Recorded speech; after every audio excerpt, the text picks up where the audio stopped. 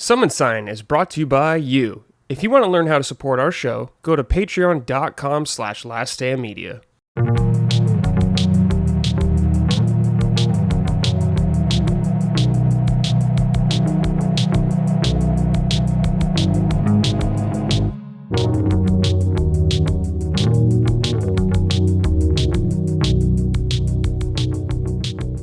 Hello everyone, welcome to episode 20 of Summon Sign, Last Stand Media's in-depth weekly gaming discussion podcast. Let's do that again. Weekly in-depth gaming discussion podcast. I'm your host as always, Brad Ellis, and joining me this week is Lockmort. What's going on, buddy? Hello, sir. Hello, sir. Welcome for having me. Welcome. Thank you for having me back. Welcome to my show. No, thank you for having me back, dude. It's always so fun to be on here. I really enjoy it. So I'm very excited. Well, I love having you, Lock, and the audience loves having you too. So, well, we'll see. I always see want what you happens.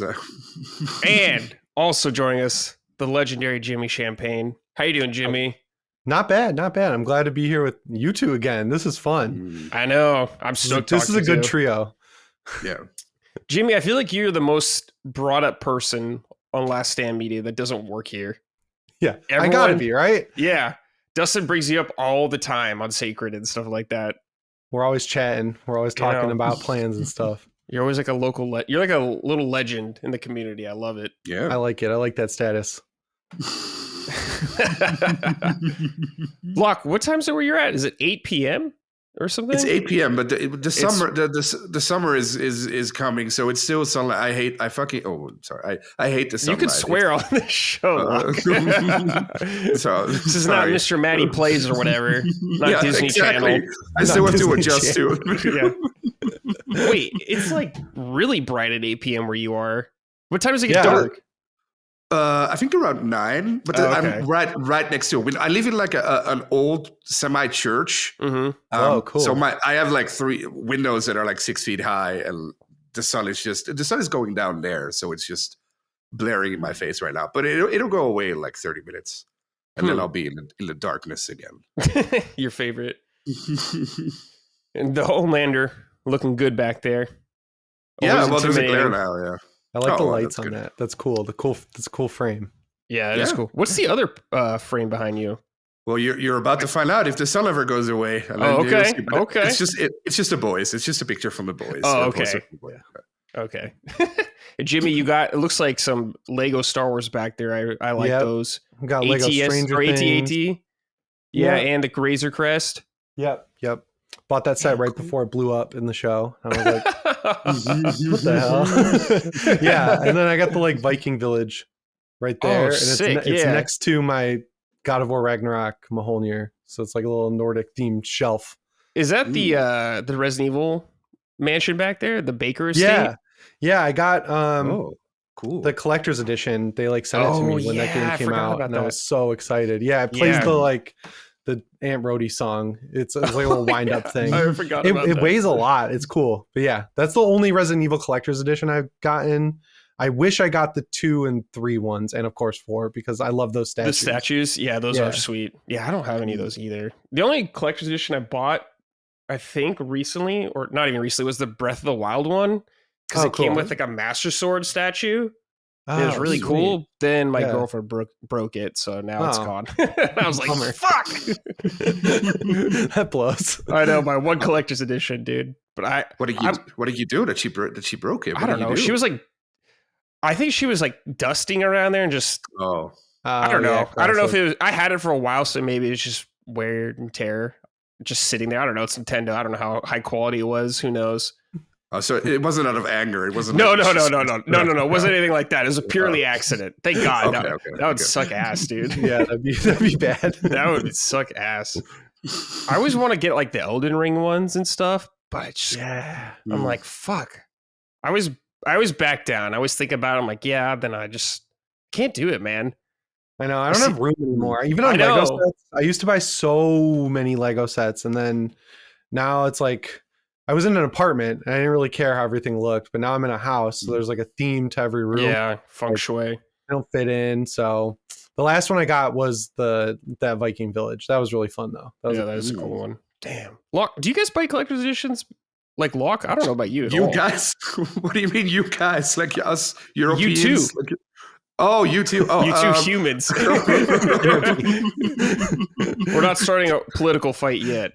Not yet. Yeah. No, I personally don't because I just buy digital because I live in an apartment and I just don't have room for it. But and also not the money for it. But if I did, then yeah, there's a couple of really cool ones. Like I love Jimmy's setup. That's amazing. So if I had the money and the room for it, then definitely yeah. But I just don't right now. Yeah. Yeah, they take up a lot of space and it sucks. All right, boys. Before we get into the show, though, check us out on patreon.com/laststandmedia if you want to support us. We greatly appreciate it. Check out Sacred Symbols over there, Defining Duke, Punching Up, all that good stuff. Our very own Dustin Furman's Nintendo podcast. Our boy. Check that shit out. Yeah, our boy. Check that shit out. Oh, yeah. Laststandmedia.store if you want to get some of that merch we got going on there. Some good stuff there. But yeah. Boys, we got some warm-up questions real quick before we get into the games we're playing and all that stuff. This is from MeatSpin11. Hi, Summoners. Are any of you interested in picking up Animal Well? While the game has gotten the meme push from being published and promoted by video game Donkey's Big Mode, this game is a real treat of a Metroidvania. It amazes me that developers like Billy Basso for this game or Eric Barron of Stardew Valley fame can make something with such grand vision on their own. Wait, did they make this, or are they just saying how they were people like that? Billy Basso made Animal Well. Okay. Wow. That's what he made. Yeah. I think it took like 7 years or something. Like, it's just one guy. And the game's like 30 megabytes, which I think is cool. Yeah. Curious to your thoughts. Have a great week. I do want to play it. I just been playing other stuff. It looks cool though. I know Dustin's been playing it. Yeah. And he's really enjoyed it so far. But I want to get to it, but it's just can't play everything, man. It's just the way I bought it. I haven't played it yet. I'm splitting time between V Rising, which that's my game I'm bringing, and then my brother is like a Souls savant, and he's been like staying at my house with me while he figures out his living situation, and he's like super in Elden Ring again, so we've been playing multiplayer, and that's cool. Sweet, dude. Yeah. Are you guys playing the seamless co-op, or are you guys doing it normal?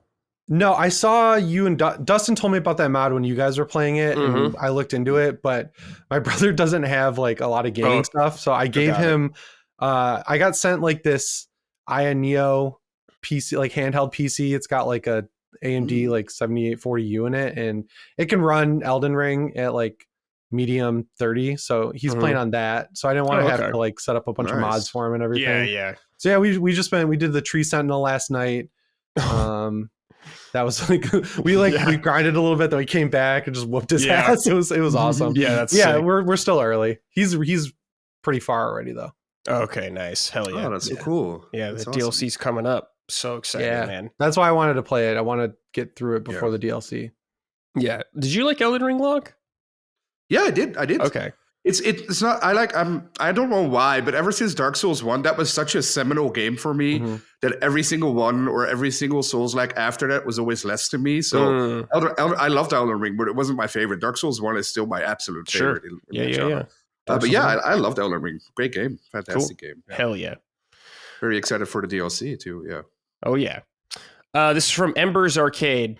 Can we give Lockmort an uninterrupted soapbox to trash on us Americans for a change? Seems like it'd be only fair. Yeah, for context, we make fun of Europeans a lot on LSM. Yeah, Colin goes hard. Yeah, Colin goes real hard. And Canadians get a lot of it too from them. But yes, Locke, you are the brunt of many jokes. Yeah. So I'm going to give you the floor to say whatever you want. Well, that's very unfortunate because right now I'm with the two Americans that I actually like. So I can't really go into it right now. But I will say that we invented you guys. So whatever Americans always talk about European shit, when they're talking shit about Europeans, it mostly flies over us because we don't really care. We know we make you guys. So just complain as much as you want. So, created a monster. Be careful. Be careful. We'll take the colonies back. So keep going. Keep pushing. Tried twice. Didn't work yet. Did we? Oh, yeah, we did, I guess. Well, third time's a charm. So that's true. Yeah, that's true. Fuck, man. Can't wait until you guys come to London. We'll see what happens. We're gonna get stabbed, as the Colin always says. We're gonna get stabbed. But yeah, sorry, European listeners, if you're hoping for a little payback. Not today. Well, what do you want me to do? You want me to yell at you? I don't know. It's up to you. I'm just saying, I don't want anyone to be disappointed. Oh yeah, that's the time point. to prepare. No, that's the point. Like a scroll in the moment. I don't want to put my European brothers down, of course, but no, we love Americans here. That's true. We know it's all in jest. So we know you're not serious, because if you were, then there would be war. So yeah. Exactly. So no problem. And possibly you guys are going to have to save us again in a couple of years. So oh god, we'll be nice. We'll be nice until then. Oh man, hopefully we don't have to go down that road again. We'll see. All right, this is from Pen and Paint. A little warm question here. In Persona 5 Royal, it's a little game, guys, so we'll see how you do. I don't expect any of you to know this, but we'll just see. Okay. In Persona 5 Royal, maxing out the Devil Confidant grants you the power to make the persona that shares the same name with an Akira Toriyama character. What is the name of that character? I'll give you guys the choices, okay? Mr. Satan, Jonimba, Balthazar, Beelzebub. And that's it. So you guys got to pick which one you think it is. I don't know. This is the one Persona game I haven't played. I am a big Persona fan, but I haven't played this one. Okay. I'll go Beelzebub. Okay. I like that guy. Lockmore? I like Mr. Satan. That sounds funny. So let's pick that. Mr. Satan's a good name. Yeah, it is Beelzebub. So I think I was listening to the one. I think Michael was Sandland? playing. Yeah, Sandland, and then there was a cross stray that there was a character named Beelzebub.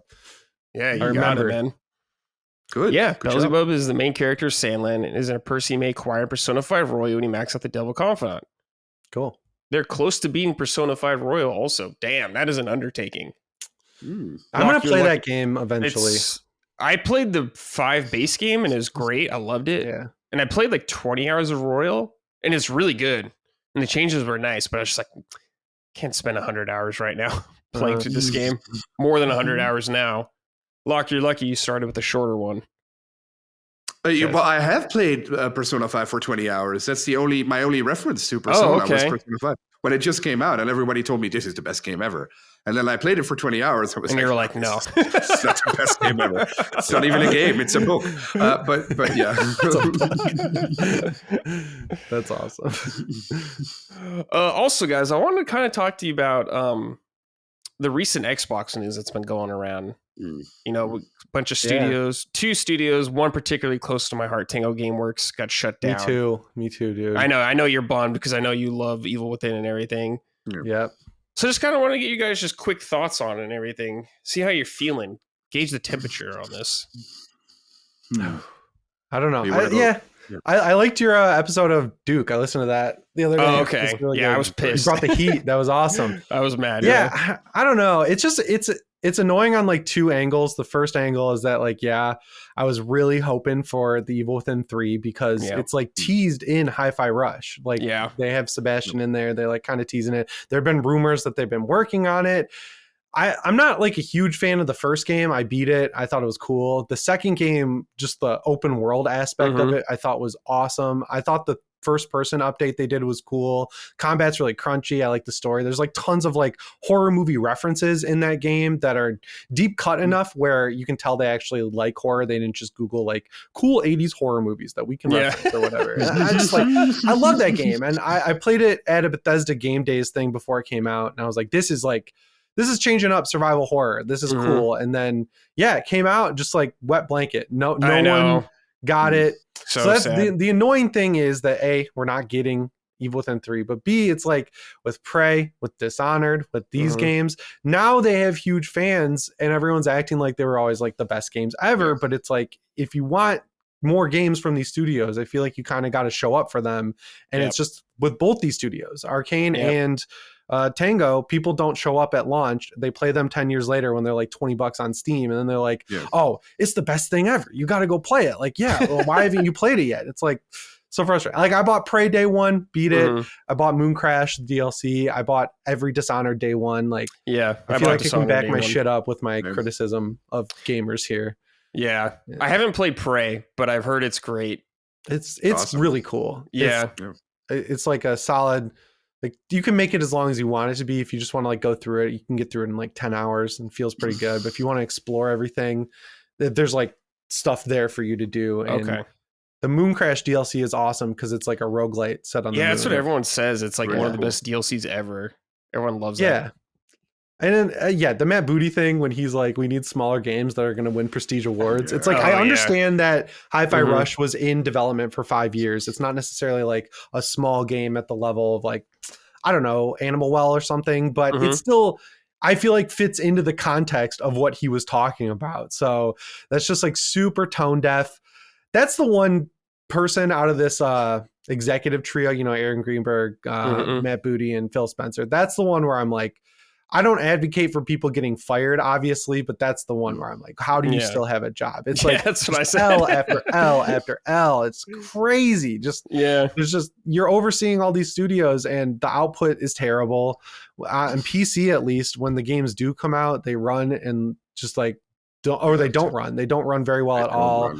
There's weird discrepancies between like Starfield on this Xbox app allows you to transfer saves, but not on Steam. Some games do let you if you have them on Steam, but Forza doesn't. It's just like, I don't know. It's just a mess going on over there. And it's mounting frustration for me at a lot of angles. But closing down two of my favorite studios definitely didn't help my perception of Xbox at all. Lockmort, how are you feeling about all this? Right. I mean, it's probably not a popular opinion, but it's a company and a company needs to make money. Sure. And if a company doesn't make money, they need to readjust things. And that's what they did, probably in the right way. So it sucks that these studios closed. Hi-Fi Rush is not a game because I suck at rhythm games. So I didn't get very far. But I also love The Evil Within 2, especially. And Dishonored, especially 1, is one of my favorite games of all time. That was a fantastic game. Prey 2. So it really sucks that these studios closed. That's incredible. What I hope is that these people somehow get together and can fund their own studio now and just make something new out of it, you know, like so often happens that something new blossoms out of it. And then maybe they're not dependent on Xbox anymore, and maybe they can do something new, something special, something exciting. That's my hope, at least. And as far as Xbox goes, I mean, you've been working with Colin for a couple of months now. He's been saying this for years, and everyone kept ridiculing him and kept telling him, "No, you're stupid." The man was right. I mean, there's nothing else to say there. It's.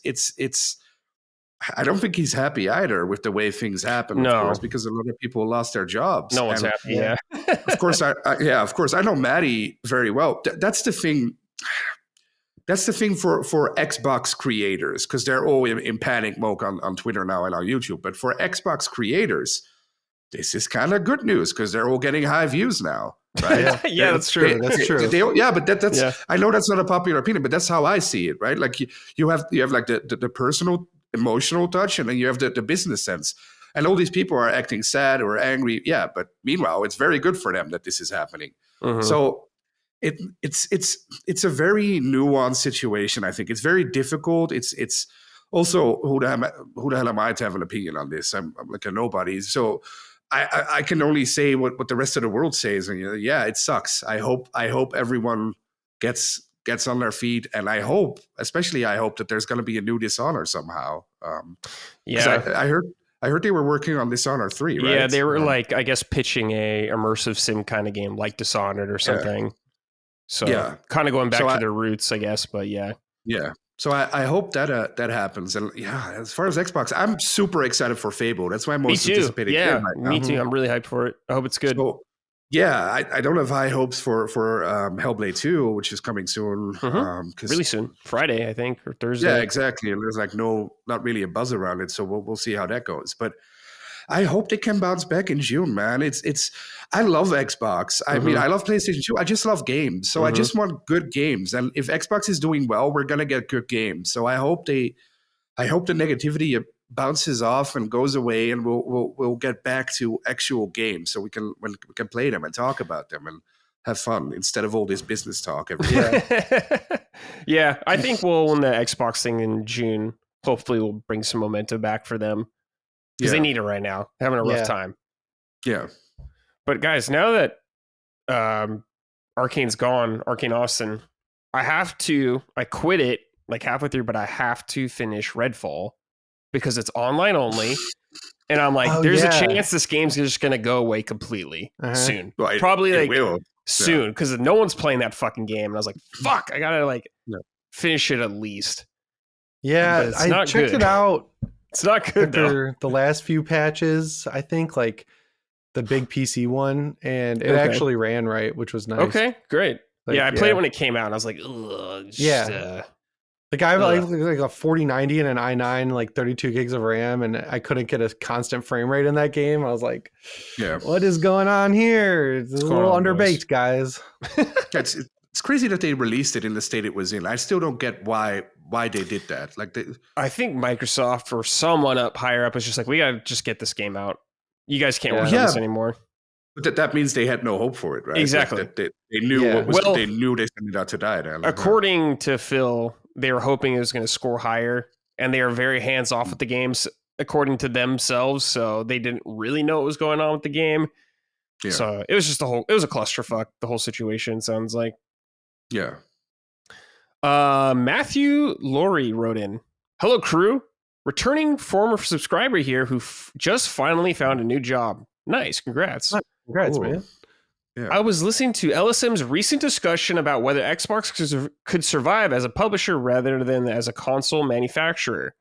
Do you think that a transition towards publishing combined with Xbox consoles themselves, essentially becoming a mini PC running Windows 11 with some sort of gaming fronted, like how the Steam Deck can just boot into full Linux desktop if you want it to, might be one way out for them? Compete with PCs as PCs and soak up publishing revenue by putting it everywhere, putting games everywhere. It kind of seems like that's what Xbox is doing right now, wouldn't you guys say? Kind of, according to their verbiage right now, kind of just looking to bring stuff everywhere, it seems like.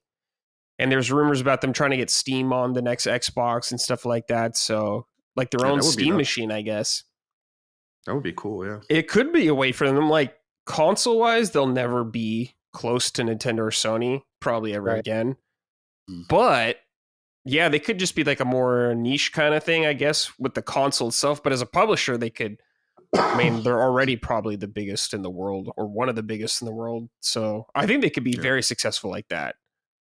Like, I don't think Microsoft is going away from gaming anytime soon. No. Yeah. And you'll get another Xbox at least one more console generation, I would say. Yeah, I'm curious about the handheld for sure. I just want to see what that is because, you know, like people like the ROG Ally, like pretty much, and the Legion Go and everything. And those are decent experiences compared to the Steam Deck. I'm just like, I'm just curious to see where they go. I mean, they got so many different directions they can go in. I'm just like, feels like we're back at square one again, where it's like, well, they're doing new hardware, but we need games, and I want to see what games like actually come out. I want some release and finished products. Yeah, I'm really curious for the handheld. I think it's a really good idea. I think Sony's doing one also, which makes total sense because Steam Deck way more interested in that. Is doing really well, I guess. So I just wonder what they could do to tear people away from Steam Deck. Because to me, it's like if I was going to buy anything, I would just buy Steam Deck because that's where all my PC games are. Yep. It just seems easier. For me, go ahead. So the rumor about it is that it's not going to be like the Vita and the PSP where you'll get offshoot games. It's going to be something that can play your games you already own. Mhm. And that makes it much more enticing to me because like if God of War is on PC, which it is, and I buy God of War, my saves and my trophies don't transfer, right? So if I play Right. God of War on my Steam Deck, I'm starting from scratch. But if I have this new handheld and I get the itch to play God of War Ragnarok, like New Game Plus or something, I can just play it on that handheld. I already own the game there. I don't have to rebuy it on Steam. My save is there. My trophies are there and everything. So it's Yeah. like for the games I want to play on PS5, I'm fine with staying in that ecosystem with like a PlayStation handheld versus starting over and spending double the money on PC. Yeah. Yeah, it's going to be interesting when we get new consoles or whatever, new hardware, I should say. It'll be exciting. So I'm really curious to see where we go. We'll get Pro probably this holiday, I'm guessing. What do you think, Jimmy? I know you cover a lot of PlayStation. Yeah, it's got to be this holiday, right? Like that's what all the rumors are saying. And I know it's weird right now where they have allegedly this showcase coming up and some people think they're going to announce it there and some people don't. I get the reason not to because obviously then no one's going to buy a PS5 until November or whatever when it comes out. But like maybe we get a tease like that weird video Jim Ryan put at the end of the last one last year where he was like, hey, here's this like blacked out image of the Portal and 2 headsets that were, you know, like not a full reveal, but like a tease that something is coming. I just want to know what's going on officially because like everything about this console is leaked and like even Digital Foundry is talking about it. So, you know, it's like at least a little legit. Yeah. And Switch 2 or whatever, people are getting the specs, I guess. Yeah. I haven't looked at any of them, but it's going to be probably next year that coming out. So get your wallets ready, dude. Yeah, right. Time to pay up. I'll buy a Switch too. Oh, yeah, of course. Just to have it, you know, in case like new Zelda comes out. I want to be there for that. Yeah, I'm a dumbass. I'll rebuy games on there if it's like 60 frames now. Yeah. And a heartbeat, I would do it. All right. Let's talk about some games actually we've been playing. V Rising. Now, me and Locke played about 4 hours of this together with Dustin and Ben also. It was fun. But Jimmy, you've been playing a lot more. You've played like 15 hours last time I talked to you. But yeah, I'm up to like I think like 20 now. Oh shit! I put so much time into this game, so it's gonna be cool talking about this because you guys have the multiplayer perspective, and I've been just straight up solo playing this on my Steam Deck. It runs really well there. It defaults to like mostly high settings, and I just locked it at 30. And there's like when you're coming up to your castle, when you build it up big enough, it drops a little bit, but it's like one of the best Steam Deck experiences I've had in a long time. And wow. Yeah, okay. I really like this game. It's like the perfect mix of that addictive sort of survival crafting sim where you have the building and everything, so like Grounded or Fallout 76, and then the action RPG side of it is also really good. Like the bosses are super like fleshed out. They all have little flavor personalities. They all have different weapons. There's like strategies you can employ to like fight them. I love that tree of bosses, and every boss when you fight them it unlocks a new crafting recipe. So that is nice. There's like a whole dopamine system at play. So no matter what you're doing, you're making progress, which I like. And just the art style, I think, goes a really long way. It looks nice. A vampire game. Yeah, especially with the Castlevania DLC pack thing that they have. You get like castle building materials that are like from Castlevania. So my castle's like all decked out now. I've got the like multi-floor thing going on. I got the cool windows. And it's really just a fun game. Yeah, totally. Dustin's been the one building our we all had separate castles at first because we didn't know. But then we found out we could all just go in one castle because it completes like your objectives together if you do them together, a lot of them. Cool. Okay. So it makes it really easy for co-op. So we all just kind of went to Dustin's house or castle, and now you weren't there, Locke, but he like redesigned a lot of it. Now it's 3 stories. We got a little party deck and everything. It's so funny. We got to spot our coffins, man. Go ahead, Locke. Every time I play a game like this, because I played Valheim with Dustin and Ben too for a bunch of hours, and every time I play a game like this with them, those two are always off like building the house, and I go play the game. So I they're like always there building these really cool things to watch me while I'm killing monsters or getting stuff or I guess. So it's always a really cool dynamic. I noticed that here too, where like Ben and Dustin were mostly like building the castle and we were mostly just yeah, running you and me around were them. out there in the woods killing people and stuff like that. which is really cool. I also really like the aesthetic of the game. It looks really gorgeous. nice. The art style is really nice, actually. It's very pleasing. Yeah. And I like you can change your vampire look pretty easily if you want to with the mirror. You get that like super early. I always love stuff like that. Yeah, it doesn't feel thrown together at all. Like a lot of these survival games come out and they're pretty jank, you know, like they take a little while to get going. And then this one, I mean, I know it was in early access, but even when it came out in early access, it felt pretty like near completion in terms of like quality. And the map is so big and I like all the different biomes and everything. Huge. I could definitely see how multiplayer would make it like a little bit more fun, because if everyone's, you know, grinding down stone or like cutting down trees, it would make everything go a lot faster than it does single player, because it doesn't balance for that. Like it's the same progression across. And I can see how multiplayer would make that a little bit better. How's the difficulty for you? Because when we were playing with the four of us, it was pretty difficult, right? Like we kept dying a lot. Yeah, some guys, like I think when we got better gear lock later on, like yesterday, it wasn't as hard. Yeah. We were doing. I think it scales the enemy's health and stuff with how many players you have. I want to say. Okay. Oh yeah, that makes sense. Yeah. On like, single player, I just wait, because like when you're in the screen that shows all the bosses, I just wait until I'm at the level or like one or two above that boss. And then it's like a pretty fair fight. But there were a couple that I've gone up against that I was like a level or two below, and I had to heal a couple times. You know, I had to like kind of kite myself away just to like get my health back up. But I was still able to beat them. And there's a couple roaming bosses that are like really high level that are just like scary to fight. So then I just like turn into a wolf and run away, or a bear or whatever. Yeah, it's cool. There's like some skull enemies around. Yeah. Kind of like adds that sense of danger exploring the world, which I really like. Yeah. I like that all the like enemy NPCs just respawn after like 5 minutes. So it's not like you're totally clearing out the map. So you can like, if you hover over the different camps on the map, you can see the resources that are going to drop there. So you can kind of like plan runs like during the night when you're out on like the map. You can be like, okay, I need paper to research stuff. I'm going to go to this camp. And then, you know, you can kind of plan your route all the way back to your castle. Yeah. I think that's really cool. Obviously the game, you're a vampire. And I think it's a really unique aspect of it. And I think it works really well, actually, like the mechanics around it. I love that the sunlight just burns you.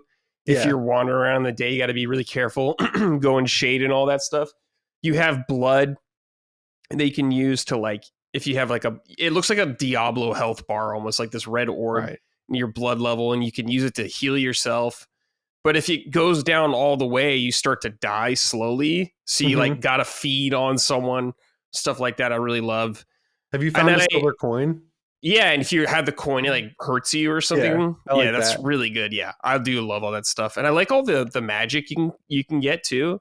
There's like you kill a boss and you get usually like a magic point for a certain type of magic. There's like unholy. I think there's frost and like blood magic and stuff like that. And you can kind of customize what skills you want to get. Like one of the ones I got recently is I shoot this green orb. It hits a guy, and when it hits them, it summons a skeleton to fight them. Also. I was like, that's yes, cool. I love that kind of shit, like a necromancer vampire. But yeah, I just think all like the vampire elements of the game work really well so far. And I love that there's just villagers out there that'll just like hunt you down and stuff. Like with the Castlevania stuff, I know there's Simon Belmont out there somewhere. Yeah. I haven't seen him yet, but I saw it on YouTube. He just like kind of roams the map a little bit. Yeah. And he looks like a really tough fight, but that's awesome. Yeah, he should be really tough. He should be like one of the hardest guys in the game. I think that's a cool crossover. Yeah. Oh, it's such a good crossover. It works so well. Because I love it. Because I obviously bought the Castlevania thing too, Jimmy. Yeah. And I was like, you can turn your wolf into like Alucard's wolf. Yeah. And he has like the sword on his back. He looks great in the castle. Like you said, you can get all the Castlevania stuff. I'm the only one that has it, so I can at least build that kind of stuff in our castle. Oh, so it'll show up for like Lock and Dustin? For them, yeah, cool. Even if they don't have it. So they've been giving me supplies, and I've been building stuff. Like I built different coffins for all of them and stuff like that. Yeah. So it's been really, really fun so far. I wonder how long it's going to take to get through it all, because I saw like the final boss is level 90, I think, or something. There's like 57 bosses, I think. Yeah. Damn, it's really crazy. I did kind of hit a wall when you have to build the stone castle in single player, that takes forever because sure, yeah. of how slow I can the imagine. grinder is. So because you need The like grinder. 10 bricks per castle wall, and like 10 bricks takes like I think like 5 minutes almost to get. So you kind of just twiddle your thumbs a little bit. And that's like a wall in progression too, because you need to advance the story to unlock more recipes to like get better gear and be strong enough to fight the harder bosses. So while you're waiting for the grinder to go, it kind of slows the game down a little bit for a little while. Yeah, for sure. And then it picked right back up. So I'm hoping I don't hit another wall like that, because that was the only time where I was like getting frustrated with the survival part of the game. Yeah, you got to build multiple grinders, man. Yeah, we have like we had it 3 is. going at a time doing stuff like that. I know there's multiple of us, so it's obviously harder at single player, but I don't know. I'm really impressed with the game so far. I think it's so much fun. I really like the combat feels actually good too, and the movement, like really you're dashing around. Yeah, it's all really good. We're playing on mouse and keyboard, most of us. Locke, you're playing on controller, and it's working well, right? Yeah, it's working really well. I was surprised at how well it looked. Normally, I would play with a mouse too, but because I'm also playing it on Steam Deck, single player, when I'm by myself, so I figured, well, I know the controls on the controller now, so I might as well just use my Xbox controller on it, and it works really well. Yeah, no issues whatsoever. Normally, these games can get kind of janky because there's so many buttons, but they really did a really good job of configuring it for controller. Yeah, kind of like Baldur's Gate 3. They did a great job. Yeah. Yeah, it seems to run really well on PC too right now. You know, it's not like a crazy graphically intense game at all.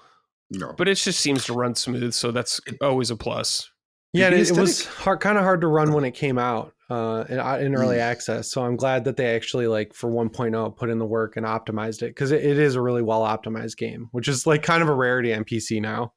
Yeah. Sadly. What were you going to say, Locke? It kind of reminds me the aesthetic of Diablo 3. I know that's not a compliment to a lot of people, but I think kind of so too. Yeah, that's a good comparison, I Locke. I think so. Which I love. I think it's amazing. Me too. Yeah, it looks really nice. It runs, it looks really good in the world and everything like that. I like the style a lot. I do like how many like weapon types there are too. Like our whole crew, everyone seems to be using a different weapon. Like I think Dustin was using the mace, because some weapons are like better at certain things. Like obviously a blunt weapon is good for getting like rocks and stuff like that, and the axes are good for wood. I've been using a spear that does like more damage to creatures. But all the weapons have like unique abilities too. It looks like a unique skill. Like the spear has like a very like an ability that does like a bunch of quick rapid thrusts, and I was like, oh, I like this. So giving you a little more flavor into picking your kind of weapon, designing your vampire however you want. I can't wait to see what some of the later spells are like, because everything's pretty basic right now, which is totally fine. But I'm just really curious what crazy shit's going to happen down the line. Because like we recently just got like we charmed someone and like enslaved them or whatever. Now they're like our butler. Yeah. So it's really funny. You have to like put them in a coffin, and then there's like a countdown. You got to wait. So we were like 2 minutes away from them before we stopped. But I can't wait to see what we can make them do and all that stuff. It's just really cool, you know.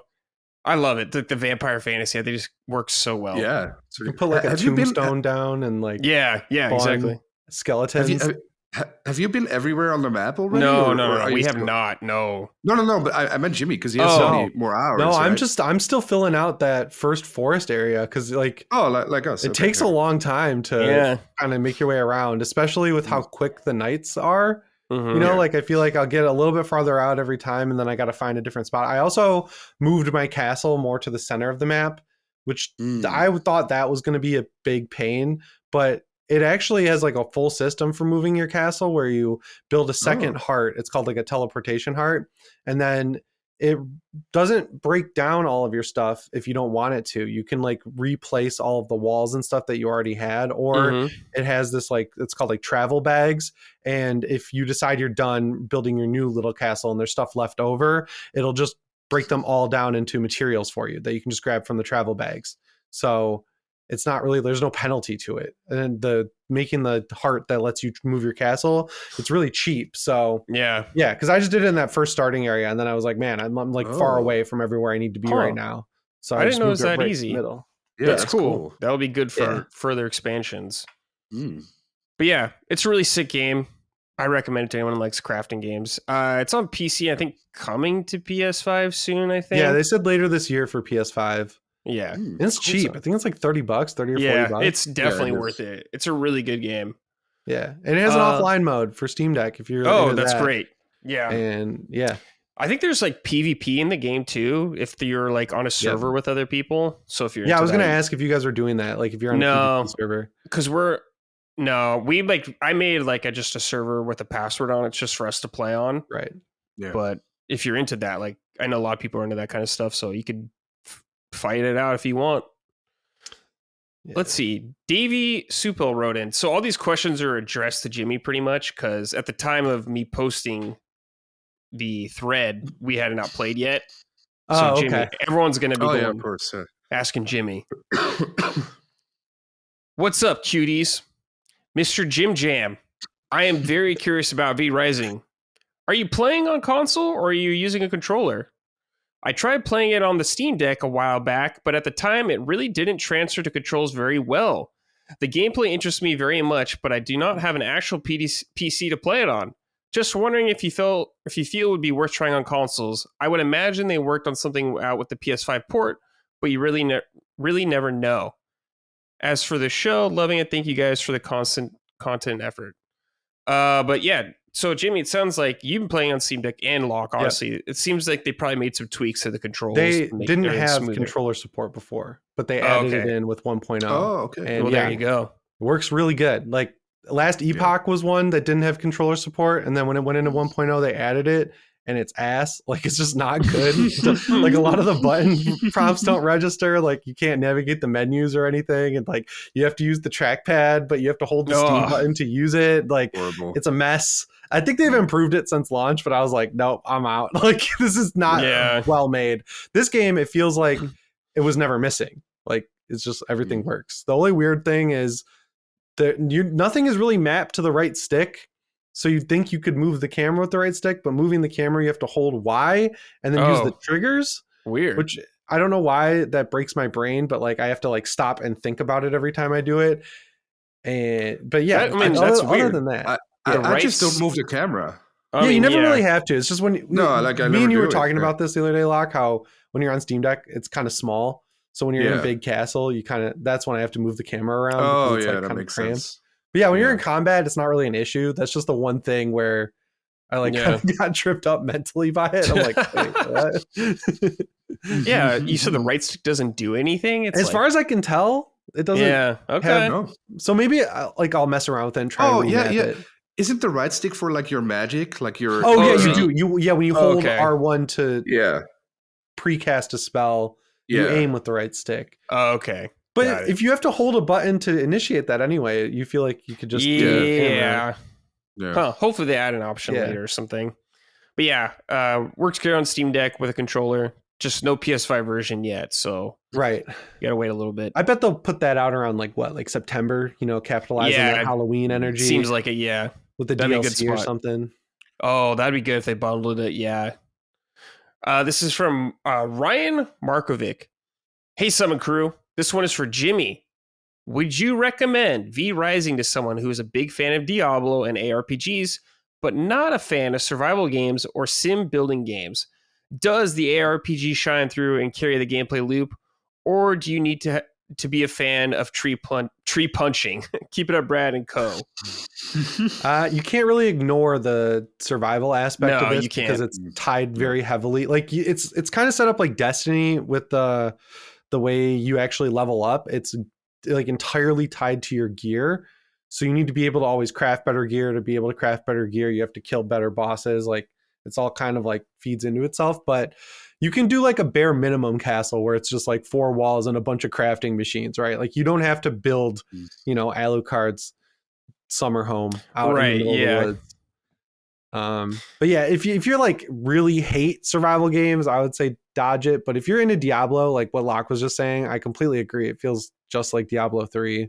Mm-hmm. So I think it's worth like trying to engage with the survival stuff. See if it's not like an ARPG so far where I'm like killing 30 dudes at one time with like axes spinning around me or something like that, or they're not like enemies aren't dropping like a bunch of gear and stuff like that. You have to make everything. But I will say, even though there's durability in the game, like many crafting games, it seems very generous. Like I have not had to repair a single thing yet, my entire time yet. True. And it's not really overwhelming with the crafting. Like everything's listed very nicely. Like it's organized well. I haven't been underwhelmed or overwhelmed with it. And in a lot of survival games, I get kind of like jammed up because it's just like information overload. And this game has like a full campaign system that like incrementally takes you through everything you're doing. So it's easy to keep up with. And like the music's really good too. So you can just kind of like jam out, like playing. You can get into a groove with it too, with the crafting stuff. And it's like just fun. I think. Yeah. A good TV game. Oh yeah, totally. Yeah. Second monitor game. Yeah, for sure. Yeah. It's really good. Check it out. All right, boys. I have been playing a survival horror game that just came out recently called Crow Country. A brand new game from the guys that made Snipper Clips, a Switch launch game that I fucking loved. Snipper Clips was awesome. Yeah. And when I found out that it was being made by these guys, I got even more hype about it.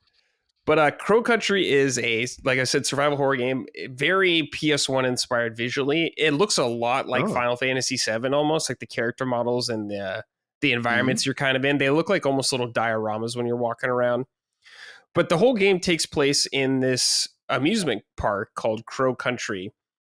And you were this girl here and you're looking for the owner of the park. And I had a really good time with it. The environments are obviously really cool, going to an amusement park. It's like a very like low budget amusement park though. It's not like fucking Disneyland where it's like top of thing. It's more like in the Lions almost with like a fair, I would say. Cool. But it's really cool because they got a lot of like amusement park stuff. Like there's a couple rides going around. There's like really fun displays. There's like weird fairy tale land. Like they have like a fairy tale land and all that kind of stuff. There's a lot of disgusting enemies in the game. It does one thing I don't like in survival horror games where I think it like enemies respawn, it seems like. Oh, really? Like kind of like, in Silent Hill 2, like you kill some guys and they come back. It seems kind of like that, but I never had a problem with ammo at all during the game. So it's not really that big of a deal. But yeah, I will say there's a lot of reading in this game, like puzzles and a lot of reading. It's a much slower pace. I would say if you're someone that's only played Resident Evil, it might be a little too slow paced for you, but I think the story is actually cool once you like really get into it. But for a lot of the puzzles, you got to read and just like find out where stuff is or where clues are. But I think it's a really, really good game. I had a really good time playing. It's like 4-5 hours maybe just going through it. So it's really easy to get through. I think it's $20 also, so it's very cheap. Yeah. And there is some replay value. I know like you can unlock some additional weapons. Like I unlocked I think the lowest tier one which I unlocked was like a crowbar, but it's an actual crow on it and stuff like that. Because there's like boxes in the game that have stuff in them, but you have to shoot them with like your pistol or something like that. But this will let you get through it easier. But yeah, I'm trying to think. Some of the puzzles, I really got stumped on some of them. Like one of them, I just couldn't understand it. It's rare in a game when someone tells me like a solution or I look something up that I still don't understand it. It was like this thing with like train cars moving around like different colors. I just could not wrap my brain around it for some reason. I just couldn't do it. But it's got all the hallmarks you look for in survival horror, backtracking, item discovery, resource management, all that good stuff. There was traps in the game kind of like sprinkled throughout the park that kind of respawn, like poison, like mines on the floor and shit. Like, dude, I got poisoned a fuck ton in this game. Like an annoying amount. I was like, this is too much. You got to calm down on these traps right now. Yeah, you got to tone down the traps. There's like some chandeliers that can maybe like fall down on you, and I got hit by those a fuck ton. I was just like, God. But going through the park was awesome. Like I said, there's like that fairy tale area. There's like a whole haunted area with like a haunted house in it. Yeah, I saw there's like a Halloween area. Yeah, there's like a crypt area. Yeah, it's really cool. There was like an underwater area like Neptune and all that cool stuff. So it was fun going. There's like a submarine and like the boat ride you go on.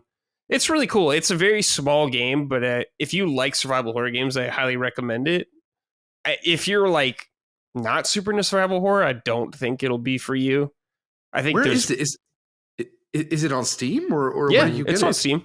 Oh, Yeah. okay. It's on Steam. It's Okay, on I'll check it out. PlayStation. I think it's on Xbox too. I think. I'm Deck not sure. verified. Yeah, actually, I'm Oh, curious okay. about this. What platforms it's on? But it's $20. Yeah. Oh, it's 10% off on Steam right now. Mhm. Oh, Yeah, I'm gonna I get was it gonna right say. now I then. think I got it for 17. I'm gonna play it tonight. It's finally warm here. I'm gonna have a Yeah. bonfire and play it in the yard. Yeah, it's on everything. It's on Xbox as well. So yeah, it's a really small game, but it's really cool. The visual style, I think, goes a long way, and it feels very nostalgic in the way. Like PS1 retro style indie games are becoming even more popular. But it Mhm. seems like, especially in the horror genre, because Yeah, I was obviously, gonna ask if you played Signalis. I did play Signalis. Yeah, it was good. I liked Signalis. I did not like it as much as everyone else, though. People Yeah, said it was like goaty, and I was like, no, not to me, but but I know people love it that much. I thought about it when you were talking about the puzzles because there was one puzzle towards the end of that game where I was like, Yeah, I don't know, and then I looked it up and it's exactly what you said. I was like, that's like not a puzzle. That's just like cryptic and hard. I didn't get it. There's like the puzzles in this game offer, like, I guess, a nice variety of what you're actually doing. Yeah, But I just for that puzzle, for some reason, when the solution was, I finished it, I was like, I still don't get that. I don't know. Maybe my brain was fried or something like that. But how's the story? Is it? It's cool. Captivating or? Yeah, I was actually into the story a lot. Like, you are this girl and you end up at this music park looking for this guy. And slowly clues become unraveled about this park and what's going on at the park and like your story and all that kind of stuff. Like, you run into NPCs throughout the game, so you learn more about all that kind of stuff that's going on. So I don't want to spoil it, but yeah, I was happy with the story when I beat it. I was like, oh, that was cool, actually. Okay. But yeah, short little game, very fun. Check it out if you like survival horror. Sounds cool. Connor Wilson wrote in, Lockmort. This is a two-parter. Lockmort, how does it feel being a certified weeb and playing Persona 3 Reload? We'll get into that later, fear not. And Brad, how do you think Crow Country would be perceived if it released right when Resident Evil 2 for the PS1 came out? Well, Resident Evil 2, in my opinion, is still a very much more superior game. Just in design ways all the way. Like, Crow Country is very charming and looks very nice, and I do like it. But Resident Evil 2 is like one of the greatest games ever, in my opinion. It's just fucking masterclass in design and atmosphere and everything like that. Crow Country is good though, but don't get me wrong. But Resident Evil 2 is like the champ. Yeah. Crow Country would probably looked upon favorably, but I don't think it would be like legendary like Resident Evil 2. Dylan Michael wrote in, hello, come and sign. Jesus. Brad. that's a good one. Yeah. Brad, does Crow Country make you miss those old school days of puzzle-filled horror games? I'm a few hours into the game and I love everything except the clunky aiming and large amount of reading and puzzles. So many things to read. Still, a great game that old school horror fans should pick up for $20. Does it make me miss puzzle-filled horror games? I like puzzles and horror games. I do think there's a balance to like pacing and all that stuff. You know, you don't want to like front load a player with puzzles or have like a huge section of just a bunch of puzzles and then a bunch of action. You got to kind of space it out. And this game definitely has a lot of puzzles. I mean, there's a lot of action in the game. You can avoid a lot of the enemies and stuff like that as you expect. But yeah, I just think there is a lot of reading. Like, the reading, when you're reading a document, it's not like necessarily super long, I would say, which is good. But there's just a lot of documents, and they're very important, a lot of them, to read stuff, to solve puzzles. Like Resident Evil, and I think Resident Evil 1 Remake or whatever, there's notes around there, but a lot of it's just for extra flavor and lore of the world, which is great. There's that in this game too, but I think for the size of the game and the scope of it, there is a lot of reading. But how does it control? Yeah, like, because you said it's like a diorama that you're walking. So I guess it's top down, right? Yeah, more so. It's not like the camera follows you as you're running around. So it's not like the camera's necessarily like fixed and doesn't follow you. You can just use the analog stick to move around, and it's fine. Movement's fine. And the shooting, how does that work? Is it like the shooting? You just hold R1. You can get like laser sights very easily in the game. so you can like see like Resident Evil and shooting. I don't think it's like too tough. You can aim with the right stick as your character has their gun out, so you can like see where you can aim at parts because you shoot in the head, it'll do more damage, stuff like that. It's fine. It's not like crazy good shooting or anything like that, but it's serviceable. It gets the job done. Okay. Ryan Gerson. Hello, gentlemen. Brad, this question is for you regarding Crow Country. I've been playing it myself and absolutely love it. All caps. Wow. I think it tweaks the OG survival horror gameplay designs cleverly enough without sacrificing what made them so engaging. My question is more based on the philosophy/design of old school survival horror and why you, and please Dutch Boy and Jimmy Jims, sound off too. Wow. Think this style of game maybe isn't more viable. We've seen Tormented Souls and Signalis, but it's not really been explored much. They can't be that costly to explore. The template for the design is pretty set. It feels sort of like how the Metroidvania genre has been explored more in the last 5 years, and old school survival horror can be too. What do you think? Is it just too niche to have a re-emergence? Are we only getting survival horror games really in the vein of third-person shooters? Thanks for bringing awesome content week after week. I think the indie space is filled with a lot of survival horror games. And it seems like more and more. It's not nearly as much as Metroidvania, because that's like, or roguelites, because that's just like a lot of indie games right now. But I am starting to see more and more like survival horror games on indie scenes coming out. Like I'm sure, Jimmy, you've seen a lot too. There's this one that looks awesome called, I'm going to look it up. I think it's called Echoes of the Living. And it's like, it's like, top-down Resident Evil sort of thing, like Signalis or, this game. But it has a cool, that's not what it's called. I'll figure out, I'll tell you, you can put in the notes, but it's a top-down survival horror game, like pretty solidly made graphics, like not pre-rendered backgrounds. They're 3D, but they're built like look like they're pre-rendered.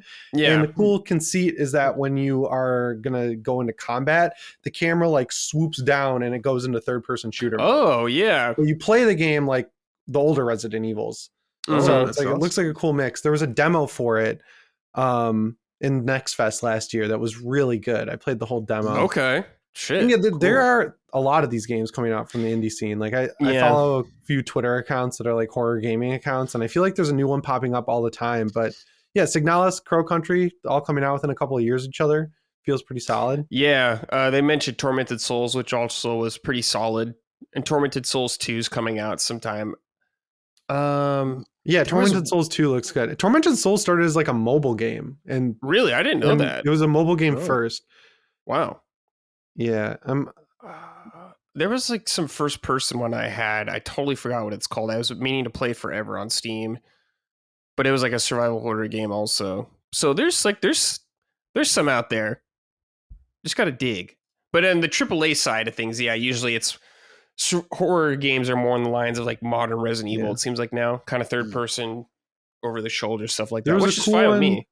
From Halloween last year called "You Will Die Here Tonight." It's like a first person Resident Evil 1 sort of vibe type game. Like it's a parody of Resident Evil 1. I'm on my Steam wish list because I have like a ton of these games on there. There's another one called like Phobia, like Fobia. That's like a smaller indie version of Resident Evil 7. Like it's first person combat. But it's got the puzzle solving. It takes place in like a derelict hotel. I thought that was pretty good. That is a cool setting, yeah. So yeah, they're out there. You just kind of have to look for them because there's not a lot of marketing going on. But yeah, like I'm on my Steam wish list and there's a ton of games. Yeah, that game I was talking about was called Echoes of the Living. I don't know why it didn't come up when I searched for it, but if you're into these kind of games, definitely look it up because the graphics, it's like punching above, I think. Oh, okay. Some of those, a little higher. These indie games. Yeah.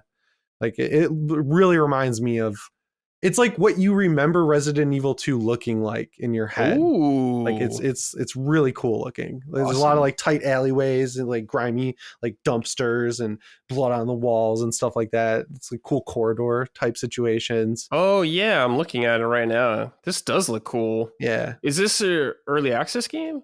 No, it just had a demo last year. Okay, it's just not out yet. Though. Okay. I bet it'll come out probably around Halloween, I would say. Yeah. Maybe a little earlier, like August. Okay, dude, definitely got to keep an eye on this one. You're right. This does look like a little punch above Yeah, Or a it lot kind of reminds me of individual Resident Evil Outbreak. That's the one that it looks. Oh yeah, similar yeah, to. it kind of does. Yeah, yeah. Check this game out, listeners. It looks cool. I don't know what's we don't know what's coming out Awesome. though. Just this year, apparently. 2024. Just 2024. But That's the all. demo was like high quality. It wasn't like thrown together. So Okay, it looked like so it was pretty far along. Cool. Okay, that sounds good to me. I always need Yeah. more survival horror games, so Yeah. works. All right, let's see. This is from Logan from Memory Card. Hello, Summoners. Brad, I see you're playing Crow Country. I just picked it up, and I'm excited to try out / hear your thoughts. Did you ever check out the game Alyssa? It is another authentically PS1 inspired game that came out a couple of years ago and recently came out to consoles. No, I actually have never heard of this game. Never heard of this. But I looked it up when you wrote in about it when I was putting together the show, and it looks pretty interesting. I might have to check this out. Is it called Alyssa? $18 on Steam right now. Yeah, I might have to check this out. It definitely looks very PS1-esque also. Mm-hmm. But yeah. Yeah, this looks cool. Yeah, it looks good. So I'll definitely have to try to keep an eye on that. Especially around Halloween time, we'll probably dig into a lot more horror games to see what's out. But yeah, Crow Country, everybody. Give it a shot if you like survival horror games. Very charming little game. Very short, too, or pretty short.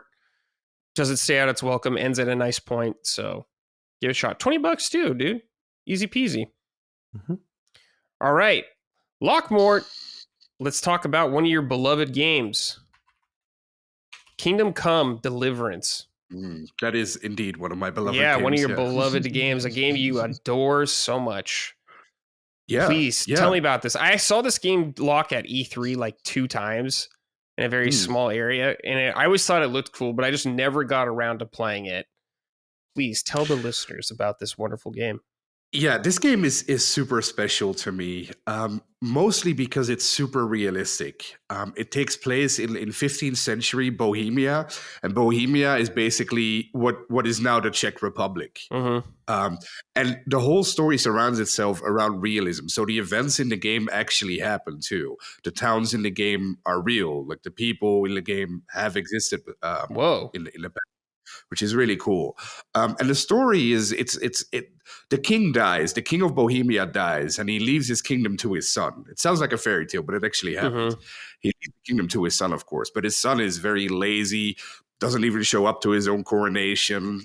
So the nobles in Bohemia get really upset with him, and they rally against him and get his half-brother to actually kidnap him. So the king gets kidnapped by his own half-brother, and his half-brother starts looting the whole countryside to round up the people who are still supporting the king. And that is where Kingdom Come Deliverance begins. It starts in 1403 in a little silver mining town called Skalitz, where we play as Henry, who's a blacksmith's son. And you play the tutorial, of course. The tutorial is very notorious because it's very hard. One of the first quests you get is your father asks you to get money back from somebody who he owes money to, or who owes him money, of course. But that guy beats the shit out of you. Like in normal games, such a bastard, dude. Yeah, Kunesh. Yeah. So in normal games, it's when you get a starter quest like this, you're like, oh, okay, easy. I'll go beat him up, no worries. Mm-hmm. But yeah, not in Kingdom Come Deliverance. Like this guy beats the shit out of you. So immediately you get like a couple of options of what you can do. Like you can go in his house and steal the money or steal the equipment that your dad sold to him. You can go to your friends and ask them to help you beat him up, which they do, which is really funny. So there's a couple of options you get there. And once you complete that quest and a couple of other smaller things that learn you the tutorial, the town gets attacked by the king's half-brother, and he kills your parents. Oh, shit. Which is not very nice. So he kills your parents. You manage to escape, and you steal a horse, and you ride to the next town over, and they take you in, and that's basically where the game starts. You go back to the starter town, try to bury your parents, but your sword gets stolen by some guy, and then you get rescued again, and then you wake up in like the city, and that's where the game starts. That's where the actual game starts. But the beautiful thing about Kingdom Come Deliverance is that it's basically a Bethesda game but for masochists, or for because the game is extremely hard. I know people will probably say, "No, it wasn't hard to me," but that's because you're a good gamer. If it's not hard to you, because to normal people, people who just play games casually, this game is hard. Like when you start as Henry, you can't do anything. You can't do combat. You can barely run. You have to eat. There's so many life sim elements to it too. Oh, okay. Like you have to eat. You have to eat to keep your energy up. You have to sleep or you pass out. You can't run very far. If you jump from like a little hill, you break your legs. There's so many elements that you have to keep track of to keep yourself alive, basically, in the game. And to get better at everything, you have to do it. So to get better at sword fighting, there's this trainer in the game called Sir Bernard, where you have to actually train sword fighting. And the sword fighting is really cool. You get like a star in the center of the screen, like a star. What's that called in English? Like a star with 5 points? Is that a pentagram? Just a star, yeah. Just a star. That's easy. Yeah. Just a star. All right. So the star has like 5 points. And those points signify the way you slash your sword or the way you stab your sword. Okay. So if you want to block, you got to go into the direction of the person slashing you. So sword fighting is very technical. It's like chivalry. It's a little bit more complicated than chivalry. It's a little bit more complicated than it is than definitely a games. little bit harder. Like there's a much deeper timing aspect. Yeah, that's the beauty of it. And the more you train, the more skills you learn, because it's also very skill-based and very perk-based. So you learn to block initially, and then you can go out and like kill a couple of bandits. Well, no, you can't even kill a couple of bandits because they will kick your ass. You can kill one bandit. But if there's 2 bandits, you're dead. It's over. So initially you can kill maybe 1 bandit. You can kill a couple of animals. You learn blocking. Then you learn how to feint to like pretend that you're slashing elsewhere. So you keep learning more techniques. You also have a bow, but there's no dot in the screen for the bow. So when you use the bow, you really have to use your eyesight, and you have to get better at the bow to actually hit people or hit animals. So it's all very hardcore, very hard. It's not easy at all. And the story is the story is very simple. Henry wants his sword back because his sword got stolen. And of course, he wants to avenge his parents, but he can't because he's like a peasant or blacksmith's son. So he enters the service of Sir Ratzig, who was your lord in a little town that got attacked, but he also managed to escape to the big city called Rattay. And that's basically where the entire story situates. What's really cool about Kingdom Come Deliverance is that the map is one of the most beautiful maps I've ever seen. The map kind of looks like Pentiment, the game. So it's very medieval. You only see like the places you have been. So there's a fog of war, but the fog is like animated, really beautiful. It has the most beautiful forests and trees and little creeks that I've ever seen in any game to this date. Still looks completely insane. And the story itself is so cool because you meet actual people. I compare it to Bethesda games, but the problem with most Bethesda games to me actually is the NPCs are there to give you quests, right? But that's about it. Like they have their little weird conversations, which is funny always to follow them around and see what they do. But in Kingdom Come Deliverance, they actually have personalities, and like you keep meeting them throughout the game, and they also all have their character arcs. Like they grow in the game and they get better at stuff, and you warm up to them and they warm up to you as Henry. So it's also a very emotional game. It's very character driven. But the best part about Kingdom Come Deliverance is just the hardcore gameplay. It's so cool to have a game like this where you feel your character actually getting better. It's so different than most other games people play these days, myself included. Most games, the purpose is to level up, and that seems to be getting faster and faster in every game I play lately. But in Kingdom Come Deliverance, it's hard to level up. You have to hone your skills. You can't just do everything. If you want to be a thief, you have to wait until it gets nightfall. You have to... Dude, lockpicking in this game is impossible. Oh my god, it's so hard. Yeah. It's like borderline impossible on a controller. Yeah. You can switch it in the like control section where you're not using the joystick. You just use like left and right bumpers to turn the lock. But while the lock is turning, you have to like keep a dot in a specific spot as it's turning. So it's easy on Steam Deck because you have the trackpad. So you could just like use your thumb, but It's like brutal. That part was crazy. Yeah, sorry to interrupt you, but like, dude, no, of course not. Of course not. There's like a really easy lock it makes you do really early in the game, and I made as you. You lose. Yeah, if you want to save in this game, you have to brew a potion that lets you save. So I like didn't waste it. I just used one of my savior schnapps to save in front of this chest. It took me like 30 minutes. Yeah, to get this right. No joke. Yeah, everything in the game does take a very long time. That's why most of the stuff we're talking about here might sound like a negative to some people who just want a game, but I really implore you to give this game a chance because it's so special. It does so many things that no other game does out there. Not Bethesda games, not other RPGs. It's so special.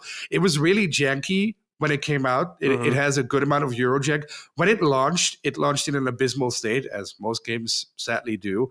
So that's where it's got its bad reputation from. Because I remember when it launched, I was always very interested in it. I played it at launch. But at launch, it got a bunch of negative reviews too, because it launched in an abysmal state. FPS drops everywhere. Console, unplayable, of course. But they really improved on it. They also released a bunch of DLC that only makes the game bigger. You get your own little town that you have to build up from the ground and get resources for, which is really cool. You get your own dog, which is amazing. Yes. So much fun. You even get to... The critique of the game, you guys might remember this when it came out, was there's not enough people of color and there's no women in it. Well, that's because they tried to keep it realistic. There were no people of color in the Czech Republic in the 15th century, and the women were subjugated to the men, of course. But they kind of solved this by releasing a DLC where you see the events of the start of the game from one of the female protagonists, which is really cool. That is cool. Really cool to see. Yeah. So they actually listened and tried to accommodate people. And the person who made this game, who's the main writer who wrote the story, it's the same guy who made Mafia 1 and Mafia 2. Yeah, I did know that. Yeah, Mafia 1. I haven't finished 2, but Mafia 1 is awesome. Yeah, 2 of my favorite games ever too. They're incredible. And you can see that here too. You can see like there's actual work went into the story, and especially the characters. It's so emotive. It's so satisfying for you as Henry to grow up, because you really become Henry in the game. It's one of the most immersive games I've ever played, not only from a technological or graphical standpoint, but also from a character standpoint. You really feel for Henry, what he's going through. There's a lot of really cool twists at certain points in the game. I won't spoil anything, of course. Dude, Radzig is awesome. Yeah. The like towns look active, not Radzig. Rete, the town. No, the guy who is the lord of your town. What's his name? Oh, Radzig. Yeah, that's he's awesome. His actor's great. Emotes super well in the game. He's like super charismatic. Every time he shows up, he's like letting all this bad shit that happened to him roll off his back. He's just like he's someone you kind of want to hang out with. So every time he kind of comes back around, you're like, oh, cool, he's here. Yeah, exactly. There's a bunch of characters like Hans Capon. That's like when you meet that guy at the very beginning of the game, you think, oh, this is the villain, right? This is the bad guy because he's very arrogant and stuff. But no, the game does the exact opposite. You warm up to him and you get to know him and he gets to know you. And he actually becomes like your friend, which is awesome. And you get to go out hunting with him. And one of the coolest things I've ever experienced in any game was in Kingdom Come Deliverance. There's a hardcore mode. If you start the hardcore mode, you get no map pointer, like the map doesn't show where you are. You get no compass. But the coolest thing is you have to pick 2 or 3 negative perks. And one of the negative perks that you can pick of is you have, I don't know what it's called really. It's not insomnia, but it's something close to it. That when you go to sleep, like you have to do in the game, you can sleepwalk and wake up anywhere else. Happened to me. What happened to me in the game, I was on a quest, a main quest, and the main quest required me to sleep somewhere in the forest with my friend Hans. So I went to sleep, and the perk set in, and I randomly woke up on the other side of the map, but there's no map pointer, so I didn't know where I was, and I had to frantically find my way back to him, because otherwise the quest would fail, and I would die. So my game would basically be stuck in limbo, and I would have to start over. So I quickly gathered my belongings. I had to find out where I was by using waypoints. I had to steal a horse. I had to ride through forest, find waypoints. I found a church, which I remember from where I was before. And then I somehow made it back to him. But that was such a cool, riveting moment. That's not even part of the story or part of the gameplay. That's just something that only happened to me, which is so cool that a game can do that. I love that. So yeah, if you're at all interested, if you like Bethesda games, or if you like RPGs in general, if you like Fallout or Skyrim, but just Bethesda games in general, please try this game. The sequel is coming out this year. The trailer for the sequel. This year? It's this year. Oh man. Yeah, the trailer for the sequel looks amazing. And I'm going to say something blunt. I did it last year too. And last year I was right. I said last year that Baldur's Gate 3 was going to win Game of the Year. And for the full year, everyone was like, oh, idiot, that's never going to win. That's way too niche. I'm going to say it again. If this game launches in a good state, like not many bugs or not many bad things surrounding it, the same thing will happen with this game. The people will discover it and people will realize how great this game is. But it doesn't have a sassy vampire for people to fawn over. No, it's grounded in realism. So that's true. There's no vampires, but it's grounded in realism. It's everything. When you hear what gamers want, or when they rightfully complain about how easy games are right now, or that games are so unoriginal, this is exactly what you want. Like this is the game that you will love. I don't know anyone, because Jimmy, you played it recently too, right? Yeah, I don't know. Started like a week ago. Yeah, well, I don't know anyone who started this game and then said, "Oh, this is stupid." No, it's really good. Like it hooks you immediately. The story's like well directed. The tutorial's like long. I was kind of shocked how long it takes to see the intro credits. I think it's like 4 or 5 hours. But I'm at the point where you can train in fighting, and once you get into that groove, that's when it really starts opening up, and it becomes more like fun, quote unquote, because you do noticeably improve pretty quickly if you just put in the time to train up certain skills. But yeah, the lockpicking was insane. That guy you're talking about where it makes you fight him for the money, he whooped my ass the first time. So I kind of hid around the corner of a building like a serial killer, and I waited for him to crouch down because I saw he was on like a little routine, and he's like picking up a rock or whatever, and I just cracked him like right in the back of the head. And then he like kind of goes into this defensive state, and it says like it's like this warning comes up. It's like most people don't want to die, so when they're in this state, you can get them to do what you want. And I was like, I hit A, so it skipped it, and I just socked him, knocked him out, and he's just like on the ground. I thought he was dead, so I dragged him in his house because he had a key on him. And I just unlocked his little foot box and stole the stuff back and just went home. That's awesome, dude. It's really fun. Awesome. Locke, this all sounds very appealing to me. One thing I'm curious about, so you talked about a lot of like sim elements, like drinking or like eating food, sleeping. Does it ever get in the way, do you feel like? Are you playing the game and you're just like, fuck, my momentum's gone or something like that? I gotta go sleep. No, because that's part of the game. Like that's what makes it so immersive. Like you have to plan your day out.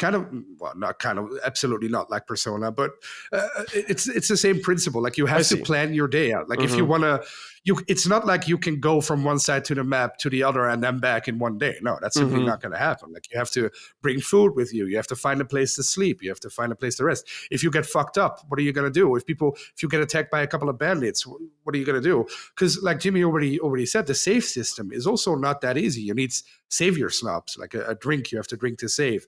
The game, they added this after launch, but the game does save when you quit. So you can't quit and then it saves and you load back in and you're back to where you were.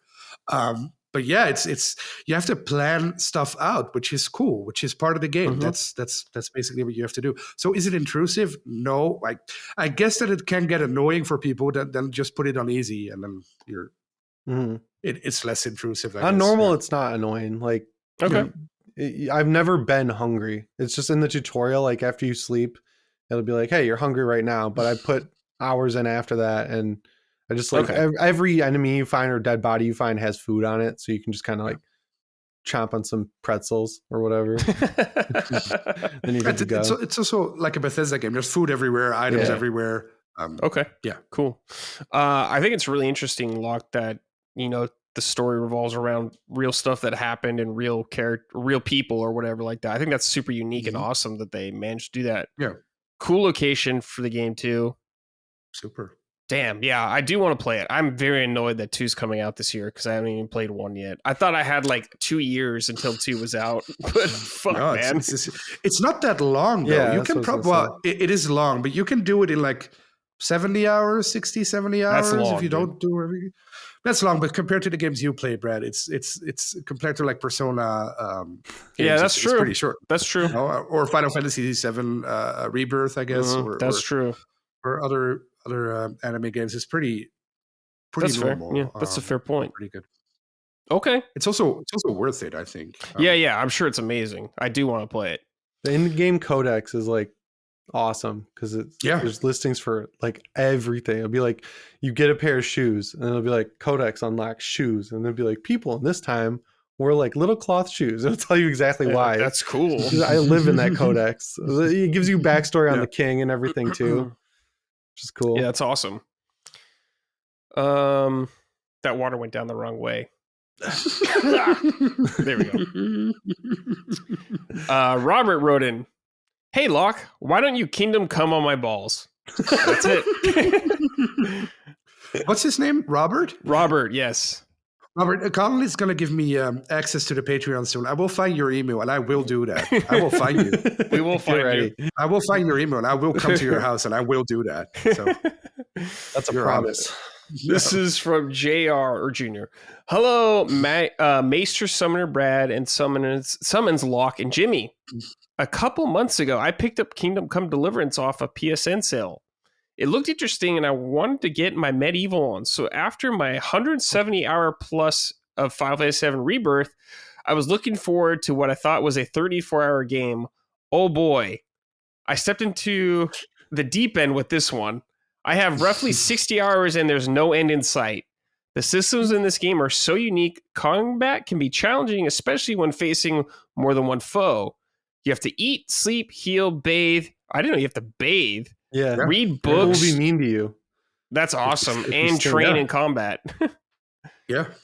It's quite the experience. Despite the jank and at times sloggy pacing, the game has its hooks in me. I have become Henry, and I will have my vengeance. Already looking forward to Kingdom Come Deliverance 2. Take care, fellas, and game on. Yeah, you were right about becoming Henry, sounds like. That's so cool that he wrote that in, because that is definitely, like I said, you become him. It really is like that. And the bathing he mentioned is also a cool gameplay aspect because people react to how you look. If somebody beats the shit out of you when you have blood all over your face and blood all over your clothes, people treat you like an idiot. Yeah, because you're like a peasant with blood everywhere. They say go wash up, so you have to wash up and wear different clothes, and so it's also very reactive to what you do as a player. That's cool. Wow. This is from Fernando Amigan. Hey there, Brad the Chad, Edit, Lord Lockmore, and Vault Jimmy Champane. With the announcement of Kingdom Come Deliverance 2, I am thinking of jumping back into the first game. Then I remembered that I had a hard time getting used to the combat. Any tips for this wayward peasant? Thank you all, and I love all the work you three gentlemen do. Well, off the fields I go. The best way, I absolutely get what he's saying, because everybody has trouble with this, me including myself. You have to train with the trainer. There's like this combat trainer called Bernard, who you get after a while, after I think the first 10 hours. He's there to train you. Just keep going back to him and you'll get better. You'll get new perks, you'll get new skills, you'll get better at the combat. But the game doesn't explicitly tell you to do that. But just keep going back to him, keep getting better at sword fighting, and then you'll see at some point it'll click. It took me a while too. I'm guessing it's the same with you, Jimmy. Like it takes people a while for the combat to really click with you, but once it does, you're like, oh my god, this is one of the best combat systems ever. Yeah, he unlocks this part of it's like tutorialized for the first few times you're with him. He teaches you like incrementally harder moves. And there's some that will slow down time when you're parrying or countering. And once you get that, it makes the timing way easier. And it like teaches you about the like marker that shows up on the screen when you're supposed to counter. But you do see the movement, like the animations get smoother as you get more experience as Henry. And then, like Locke was saying, it's like Skyrim style perk system where the more you do something, the more perks you can unlock. You level up individual skills like on their own. Damn, that's crazy. Yeah, this from a mechanics standpoint, it sounds like an insane game. Very ambitious. It's another one that's good on Steam Deck. Yeah, every game today is good on Steam Deck. Every game on Steam Deck. Yeah, it's good to hear, man. they're also going really big for the sequel. Yeah. So Like the sequel, the trailer they released looks like, and the actors and everyone involved, of course, that's marketing, so you never know what's true. But it really seems like the sequel is going to be the game that this one was supposed to be, but they were still small time. And this one is really going to be, this one is going to blow people away. I think the way Baldur's Gate 3 blew people away last year. Okay. That'd be sick. Is it like a direct follow-up story-wise? Yes. Okay. Yes. So, but you're still Henry. Yes, you're still Henry. But like I mentioned earlier, the story of the first one is so simple and small that you can read a 2-paragraph synopsis and you're basically up to speed. Like it's okay. Cool. All right, boys, it's time for Sort It Out. On this segment, we talk about something in the game industry that needs a little sorting. Company, game itself, human being, perhaps? I don't know. Whatever. We'll figure one out. Lockmore, do you have anything that you think needs sorting out this week? Well, yeah, obviously the obvious one is Xbox, so I'm not gonna say Xbox. No, I'm gonna say Square Enix. Because just before we started recording, there were reports of more layoffs. That they were laying off people in publishing, IT, and their indie label. Which their indie label are those the people who made like Power Wash Simulator, or is that something else? The Square Enix initiative? I want to say they like published it. I don't know if it's the developer, but maybe the publishing branch. Oh, okay. So just a okay. Well, I'm not exactly sure though, so don't take my word for that. But that's what I think. Okay, because earlier this week, or maybe earlier today, even they also released that statement that they're gonna go multi-plat with their games right away, putting everything on Xbox and PC, which is like a given. Like this is another one of those things where I don't really get what they were thinking for the past few years. Well, I think I imagine they got paid by Sony for exclusivity. Yeah, but clearly not enough, because all their After every game, basically, they release a statement like, it underperformed. Damn. Yeah, that's true, yeah. Like, well, maybe after the 4th time, you can maybe... yeah, I remember they were doing that like back in the Tomb Raider days still, too. Yeah. I don't know, maybe I think Square Enix's expectations are just unrealistic a lot of times for what the game is, and that's a problem. But going multi-plat right away out the gate, I think is a very smart idea. Yeah. Especially on PC, I think. Yeah, I want some PC support. And I want the ports to be done. Like the Final Fantasy VII Remake port is not a contender for one of worst ever. It's still messed up. Yeah. Yeah. Well, except if they do it on the Epic Store, which I see as a possibility. Yeah, Kingdom Hearts is still on there only. Yeah. If they do that, then fuck them. Like, I don't. Yeah. Don't do that, guys. Don't do that, guys. You got to be day one on Steam, guys. You got to. Yeah. It'll probably be everything on Switch too, I imagine, right off the bat too, whenever that comes out. I wonder if they're holding back some stuff for Switch 1. But yeah, I think that's totally fair, Locke. Yeah, I'm very curious to see how that shakes out. Square Enix, I love a lot of their games. Sometimes I don't understand what they're doing from a business standpoint. So hopefully they'll get better. I don't know what's going on there, dude. Fucking mess. Jimmy, what about you, man? Anything you need sorting?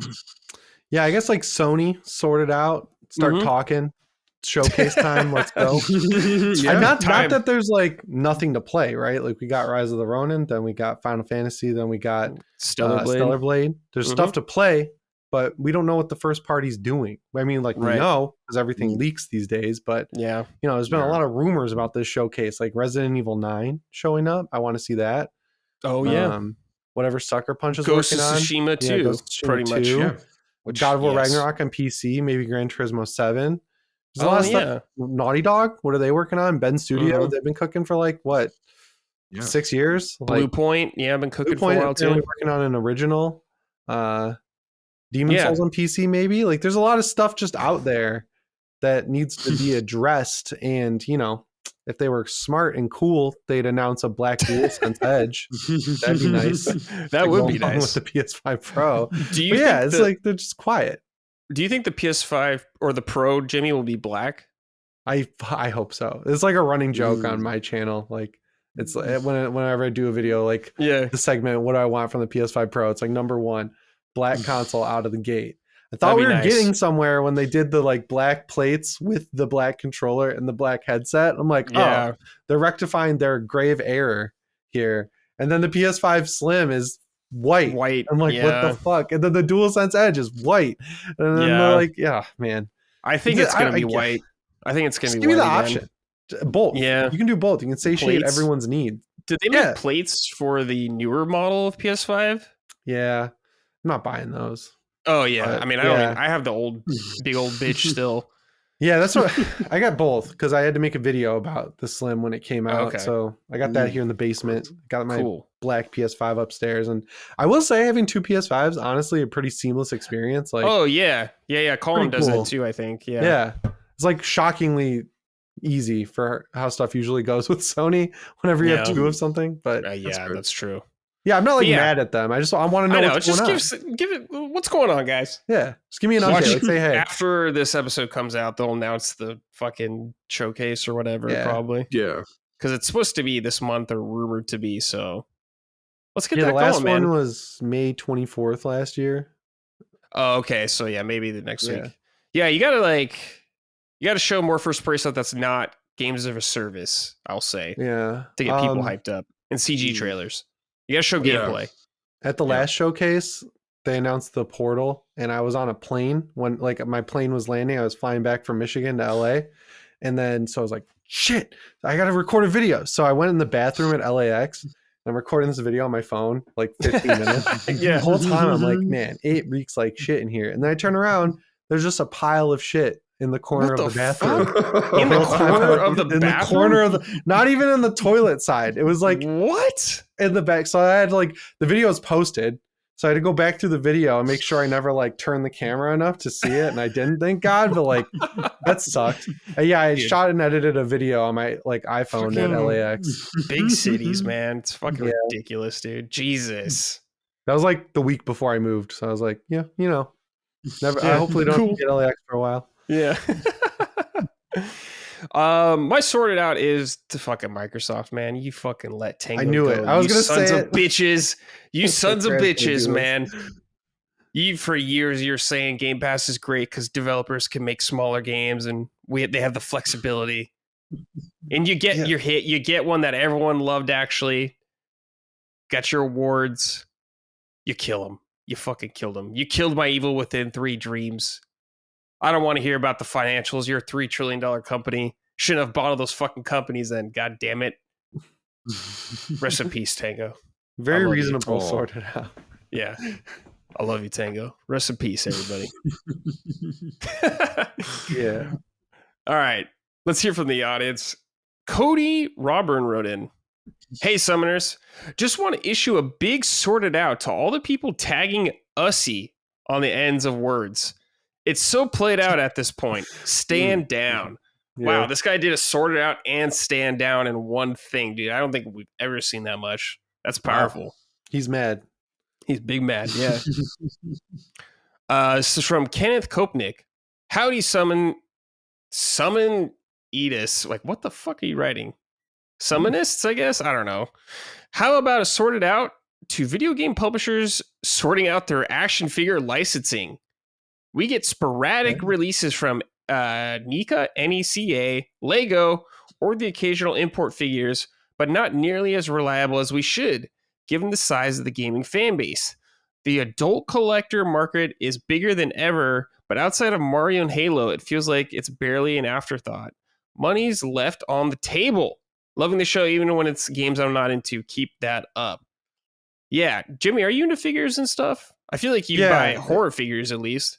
Yeah, I used to be really into it with NECA. They do they have every big horror license, and when Halloween 2018 and Kills and Ends were all coming out, they would send me over the figures, and I always thought they were cool. Trick or Treat Studios, they make masks. The guy who owns Trick or Treat Studios, or one of the owners, was the guy who made the masks for the new Halloween trilogy. So cool. They usually get really good molds. Awesome. So if you buy that mask behind me on the shelf, that's the one you get for $50, and then it's the mold is perfect. So you just repaint it with latex paint, and it comes out like the movie.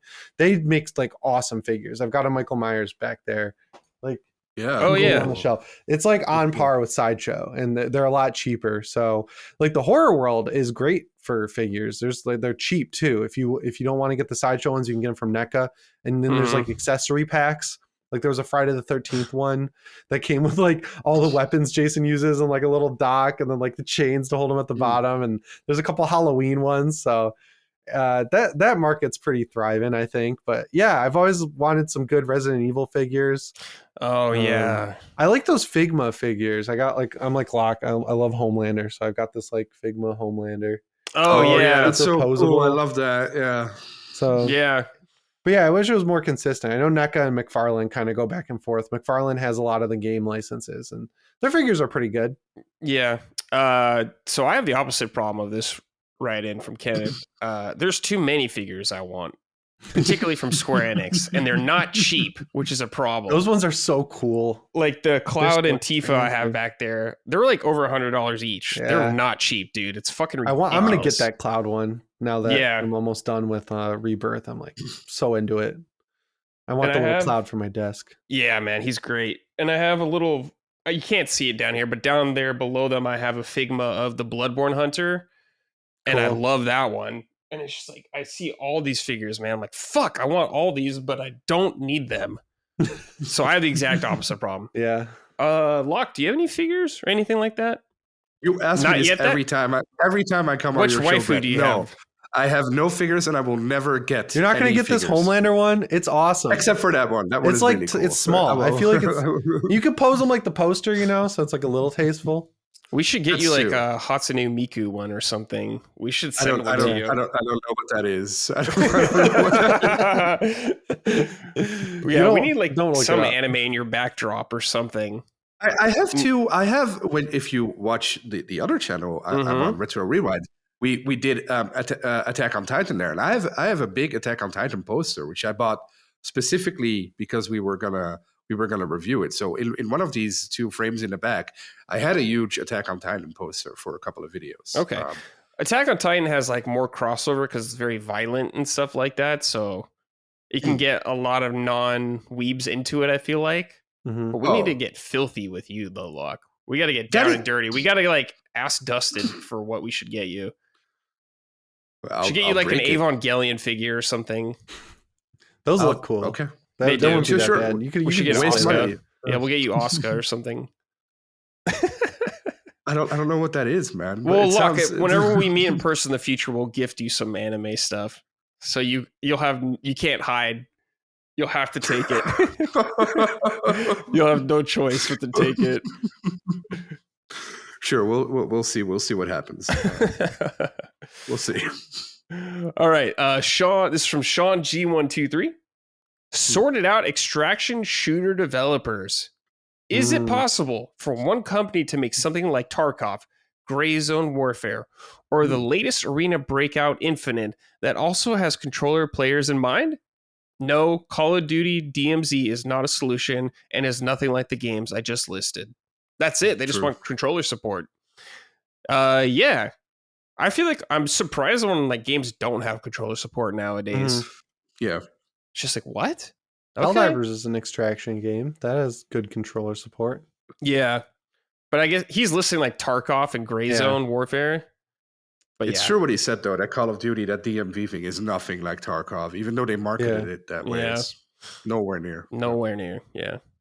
I think, wasn't Bungie's Marathon rumored to be an extraction shooter, but I don't know if it's going to be anymore.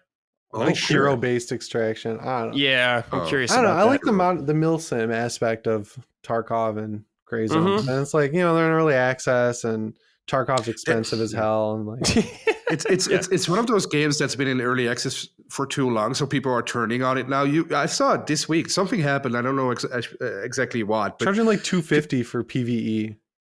Oh, that's probably why people are like turning on it because that game. It's one of those always early access games. It's only on. It's not even on Steam. Like you have to get on the website to buy. I love Tarkov. I put like over 100 hours into it, but like years ago, like 4 years ago, I think. So yeah, we desperately need games like that. They don't really exist, especially not on console, which is weird, right? Right. Yeah, it's a very PC centric thing right now. So hopefully we'll get more of those. Because I mean, I think they're cool, but I don't have. This seems like lifestyle games almost to me. Like my girlfriend played a lot of Tarkov, and it was like a lot of Tarkov, and I was like, I like to play too many other games. I can't do that. But that's because that's mostly because it's good though, because it's not really a lifestyle. Like you can play a game and be out of it in 2 hours. Okay, 2-hour game. Yeah, because you get dropped on maps and there's like an extraction point. Or if you're bad, it's like you could be in it for 5 minutes. That's like, fair. Yeah, that's how it went for me. Yeah, just get sniped. Be like, all right. There was one of my favorite moments ever was in Tarkov, where I was playing with three of my friends, and we were just running around having fun, like shooting. Can't even remember what they're called, bandits, but they have like a different name. Scavs. And we were just scavs. That's it, Jimmy. Yeah, and we were just running around having fun, the four of us, and we were doing this for like half an hour, and suddenly there were 5 of us. Like out of nowhere, we realized that there was just a guy with us. It was like, what the fuck? What is going on? And then this guy was basically just following us and pretending to be with us, and we didn't even realize. And then they ambushed us, like his team ambushed us. That was so cool. Like no other game. Yeah, those are awesome moments. Like PC gaming, I think about stuff like that, just random ass shit like that. That is really cool. I don't want to go through like their Russian or whatever their. Because you don't do it through Steam, like you do their own launcher. Like I just want to do everything through Steam, man. Just get through Steam. I don't get why they don't do that. But yeah. It's probably because they don't have to share profits or anything. Yeah, probably. But, I don't know. Whatever. All right, time for exact opposite. Keep it up. Who are we loving right now, boys? Who's killing it? Who's doing good work right now? I had in my notes Bradley Ellis. Oh, come on, man. But wait, there was a reason for it. And the reason already went away. My reason was for it, thank you, Brad. Finally a show where nobody mentions Xbox, but you ruined it right from the get-go. Oh, sorry. I thought I had this really beautiful thing written out for you, where I was so happy that I could be on a show with someone who respects games and doesn't really, we don't have to care about the business side of it. We can just talk about the love, and it's all positive, but you ruined it. So just delete it. Sorry, my new one is Warhorse Studios. Warhorse Studios are the developers of Kingdom Come Deliverance, Kingdom Come Deliverance 2. I think they're going to pull a Larian. I follow them on Twitter. Their creator is a very cool guy also to follow. They're putting out so much. They're putting out really great marketing, but self-marketing. Like the actors are promoting it everywhere. The actors are telling everyone what they're doing. The developers are actively telling the player base what they're doing. They're listening to the players, which is very unique. So yeah, mine is for Warhorse Studios. Great guys, fantastic team. Can't wait to see what they do. Cog's big into that game too, isn't he? I think he is. I think that's how the Iron Lords started, or how the Iron Lords got big. Their first like big video was about Kingdom Come Deliverance. If I remember. Oh wow, correctly. really? That's sick. Bunch of years ago. Yeah, that sounds familiar. I think Cog said something about that. But that's cool. Yeah. Hell yeah. Jimmy, anything you're pumped up about? Mine is for Mr. Lockmort, because for one reason, this dude went from editing YouTube videos to making like the best video essays I've ever seen, like overnight. The Indiana Jones one was really cool. The Fallout 1 video you made is great. The Kingdom Come video is excellent. That's what made me play Kingdom Come, was your video. And it's just like super high quality stuff, man. Like your editing, your voiceovers, like killing it. You look good in your little animated avatar on the thumbnails. So keep it up. Keep making the videos. Wow, that's very. I don't know what to say. That's I'll so clap nice for that, dude. I'll clap for that. I'm changing my thing to Jimmy Champane. Yeah. Oh yeah. Jimmy is doing great stuff. Keep gassing you up. That's the keep it up for me. No, dude, I appreciate that so much, especially coming from you. That of course that means a lot. You're both great friends of mine, of course, but that means a lot. I really appreciate that. You made it look easy. You made it look really easy. And I know it wasn't. It took me a lot of time. But yeah, no, thank you guys so much. That's so nice of you. You too, Brad, because you've mentioned it too in the past. I really appreciate it. It's not a given for me, because a year ago or 2 years ago, I was a nobody. Like the only people who knew me were you guys. So it's not easy for me to suddenly start doing all this shit out of nowhere. But you guys make it possible and motivate me to do it, which is very. I don't understand. I'm not an emotional person, so I can't tell people how grateful I am for them most of the time. But you two, and everyone at LSM and Maddie especially too, are really.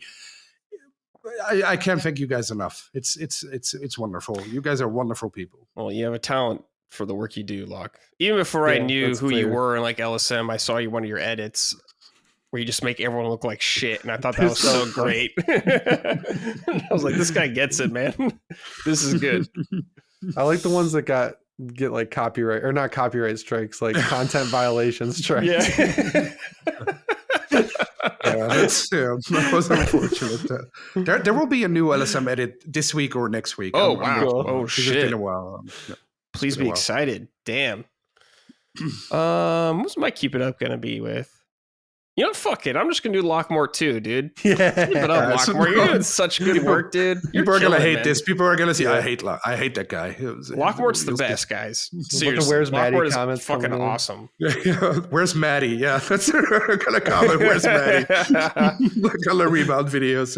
I want Maddie. There was one guy who literally said, I want Maddie with like 3 exclamation points. I'm like, dude, you're not a baby. Come on. Maybe he is a baby. Maybe. Like, very advanced when we all play in our game server or whatever, our Discord server, and Locke joins, I know it's going to be a good time. We're going to have a good time every time. 100%. It's going to be fun. So yes, Locke, keep it up. You're doing good shit. Well, you guys, you're making me blush.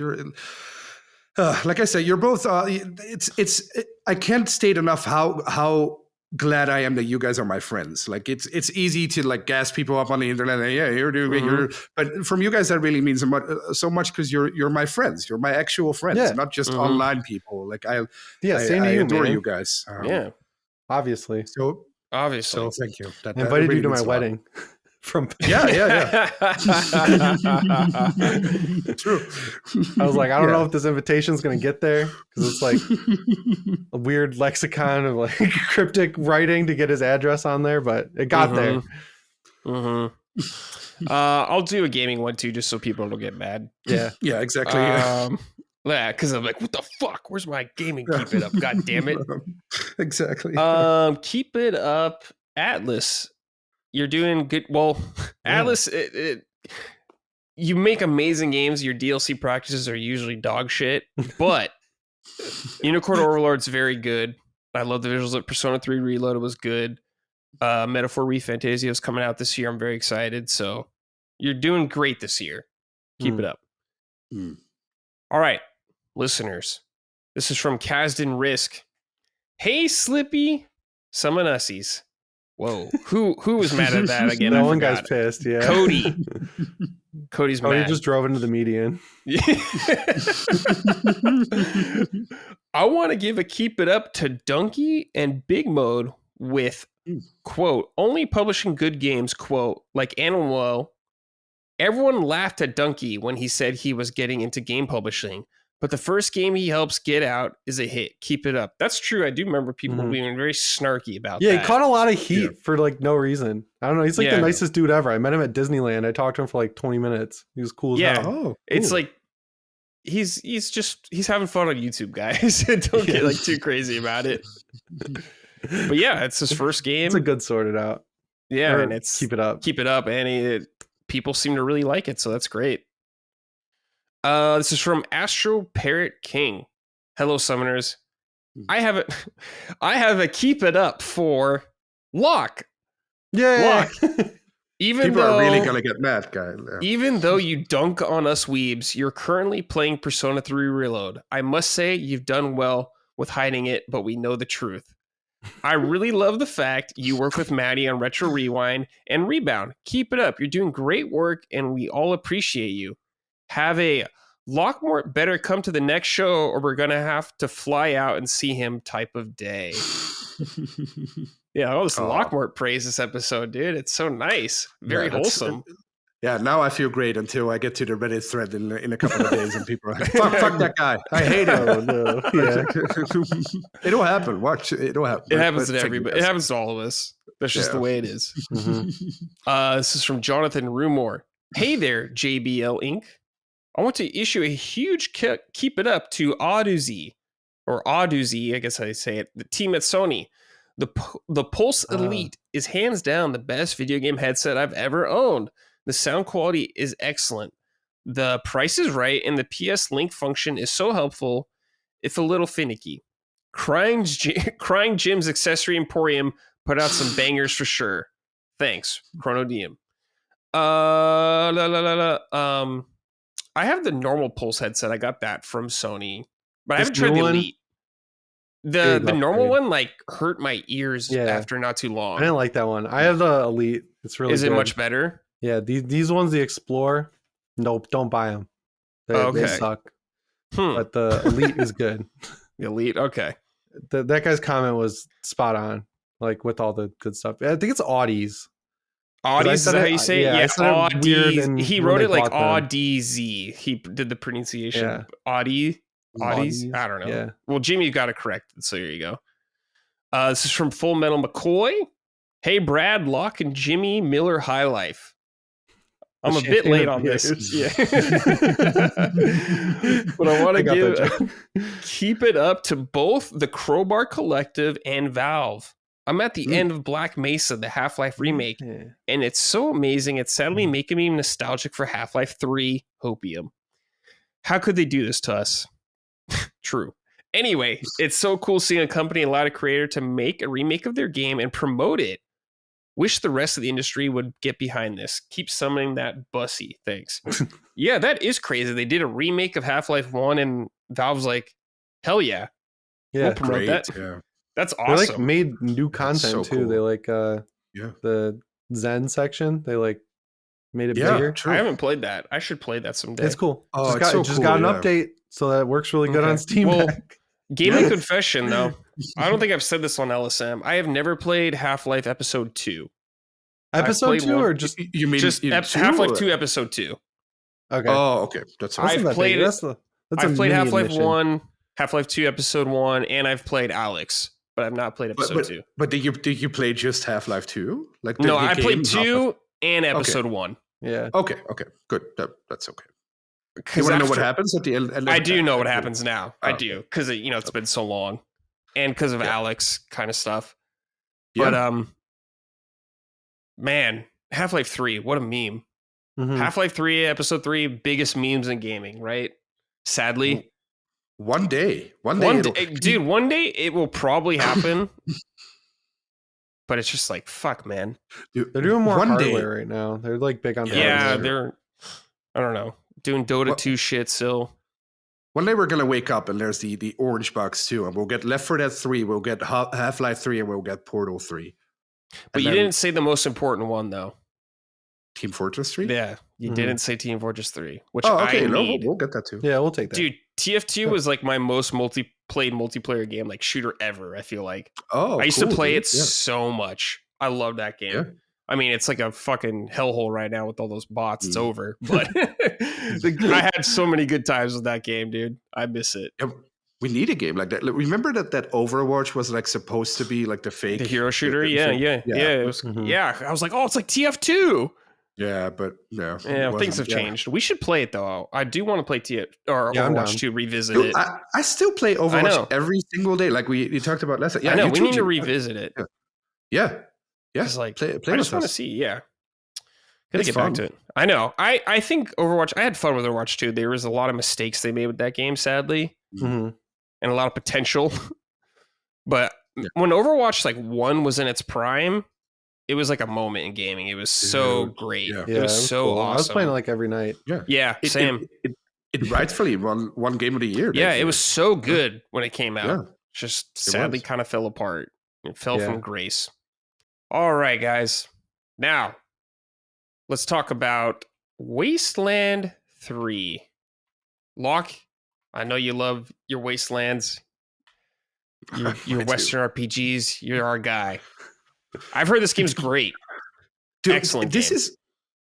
It's basically the Fallout 3 game that never got made. Fallout 3, you know Fallout 1 and 2 were like isometric TRPGs, right? And this is made by sort of the same people who made Fallout 2, some of them. Yeah, it was like the creator, right? Wasn't he involved? Yeah, Brian Fargo. Brian Fargo is the big guy at InXL. And he's the one who together with Tim Kaine basically made Fallout 1, and then Brian Fargo sort of made Fallout 2 with help from him. So they're like veterans of the genre.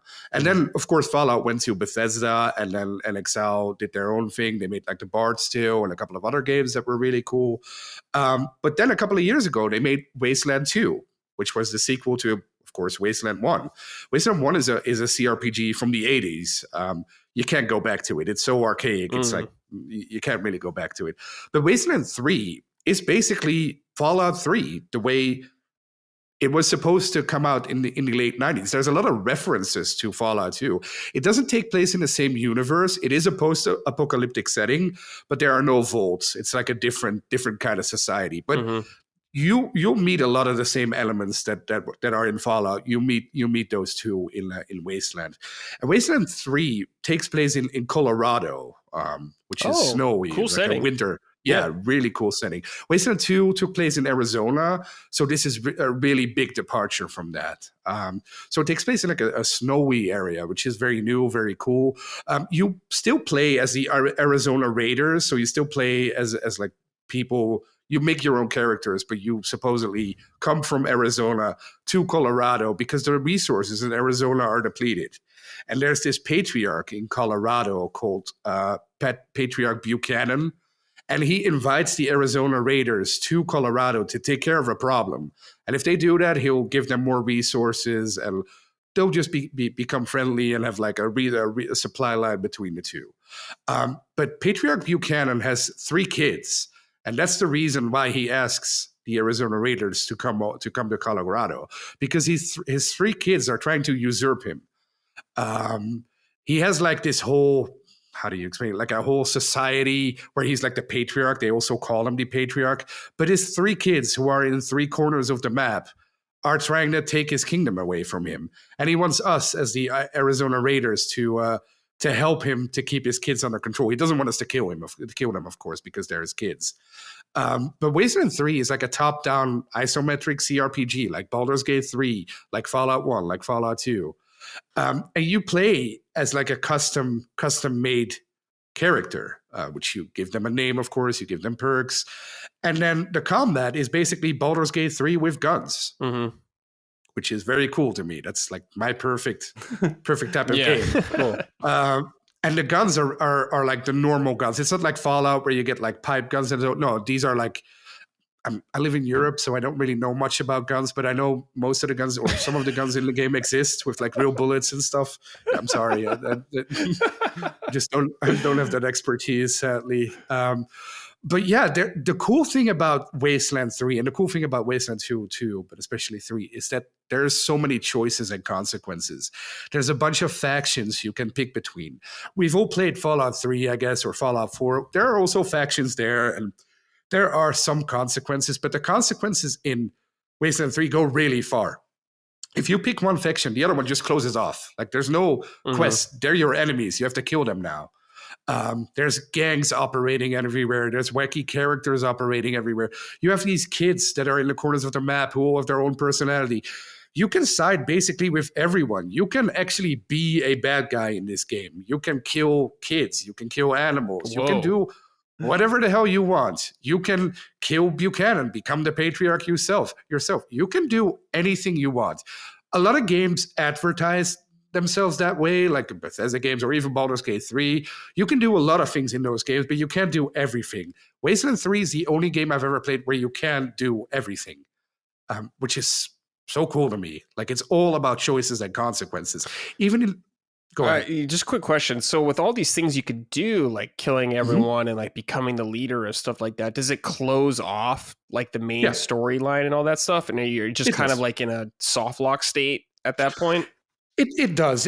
Of course, it closes up. If you kill like Buchanan, it's almost impossible because he's so strong and he has so many soldiers. And of course, there are scenarios in the game you can do it, but if you do it, the game ends. Okay. Also, there's these 3 kids who you can't kill, but you can kill, and then he gets upset with you. So there's so many intricate relationships everywhere. There's these factions where you have to please and not please. You're going to make enemies no matter what in this game. Like whoever you side with, the other faction is going to be angry with you. So it's very important to just make it your own story. Normally when I play these games or when I play Baldur's Gate 2, I want to see everything. So I kind of pick the good options and then I pick the bad options and then just compare the two, just to do 2 playthroughs. In Wasteland 3, you can't really do that. You have to make your one playthrough your playthrough, and then the other one do something completely different. And it also plays completely different.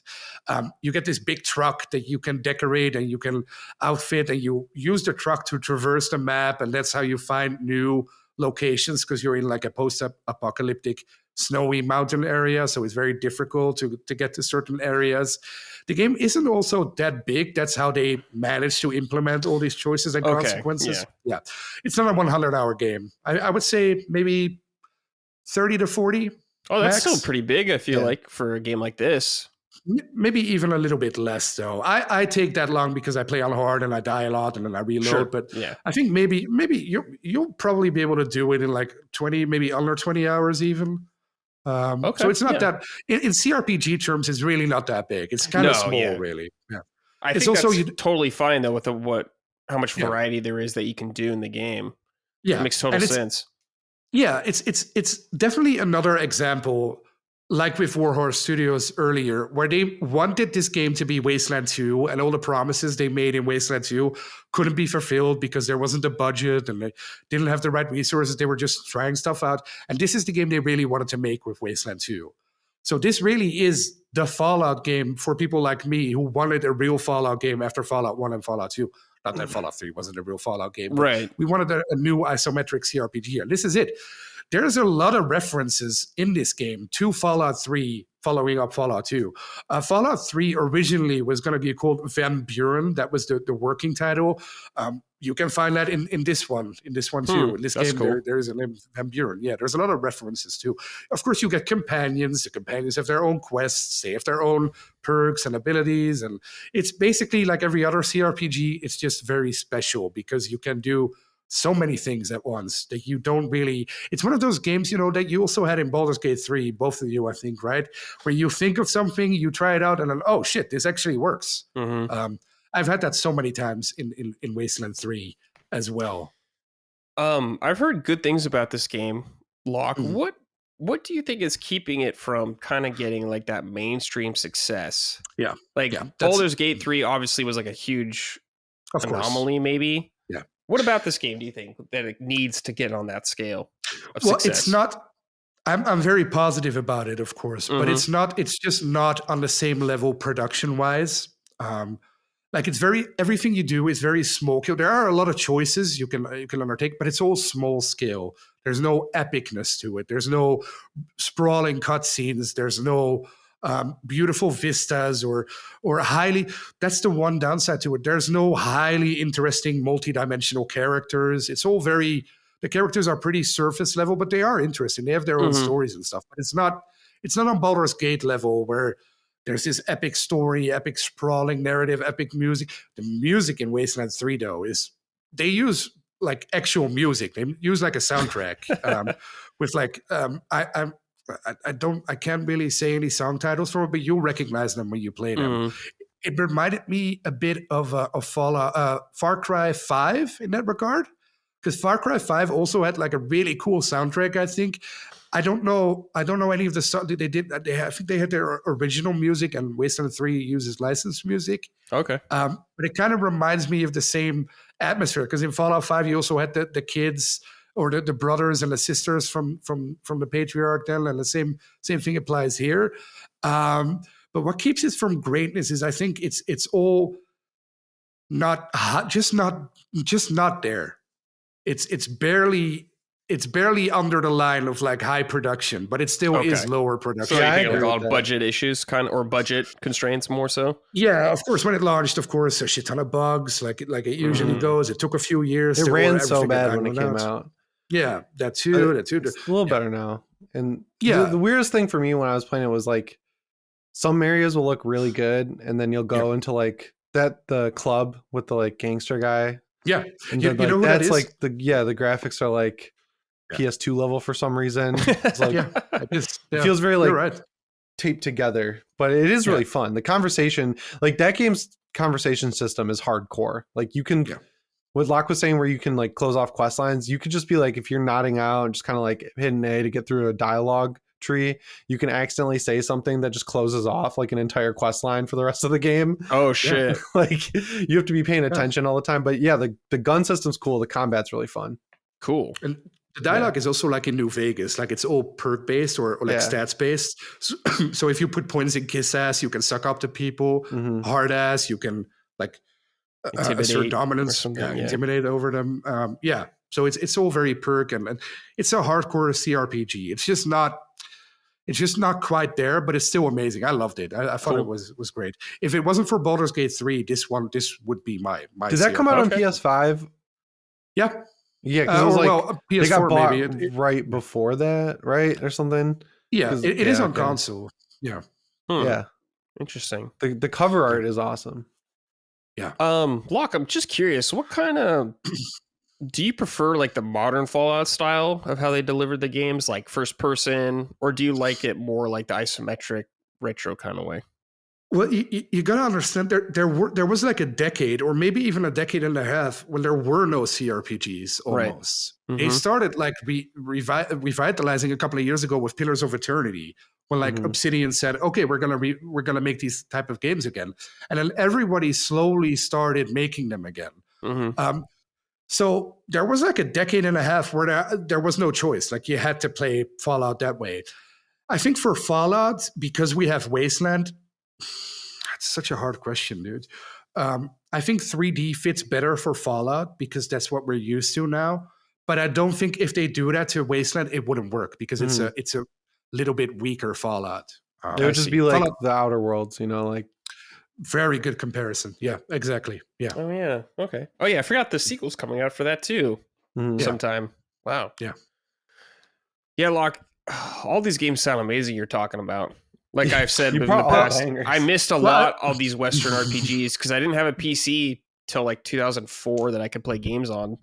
Well, I don't want to oversell this one because Kingdom Come Deliverance really is great. I would play that one first if I did. Yeah, I'd play Kingdom Come, especially because the sequel's close. So but it's just like, man, these all sound really cool. I love the idea of just playing a game and just fucking up and just like.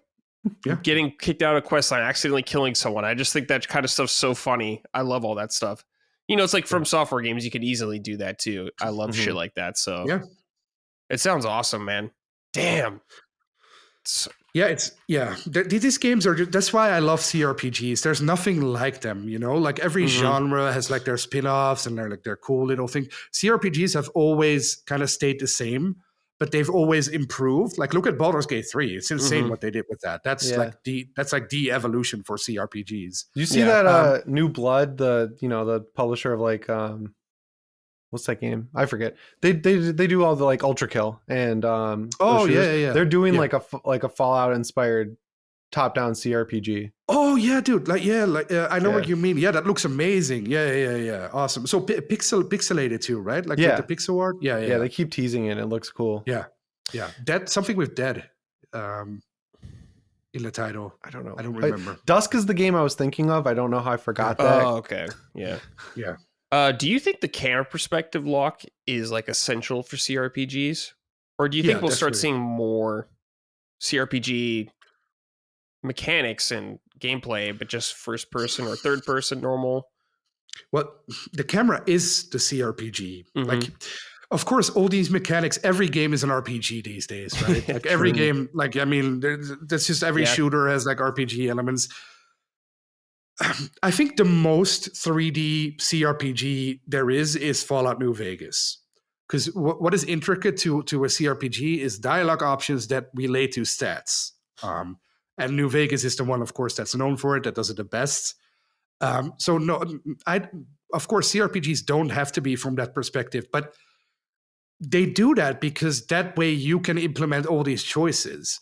If you make like a big, sprawling 3D Skyrim-like RPG, then the production value is going to be through the roof, or the production cost, because you can't implement all these choices where you close off one storyline or you close off this character, but then this guy becomes the main quest giver.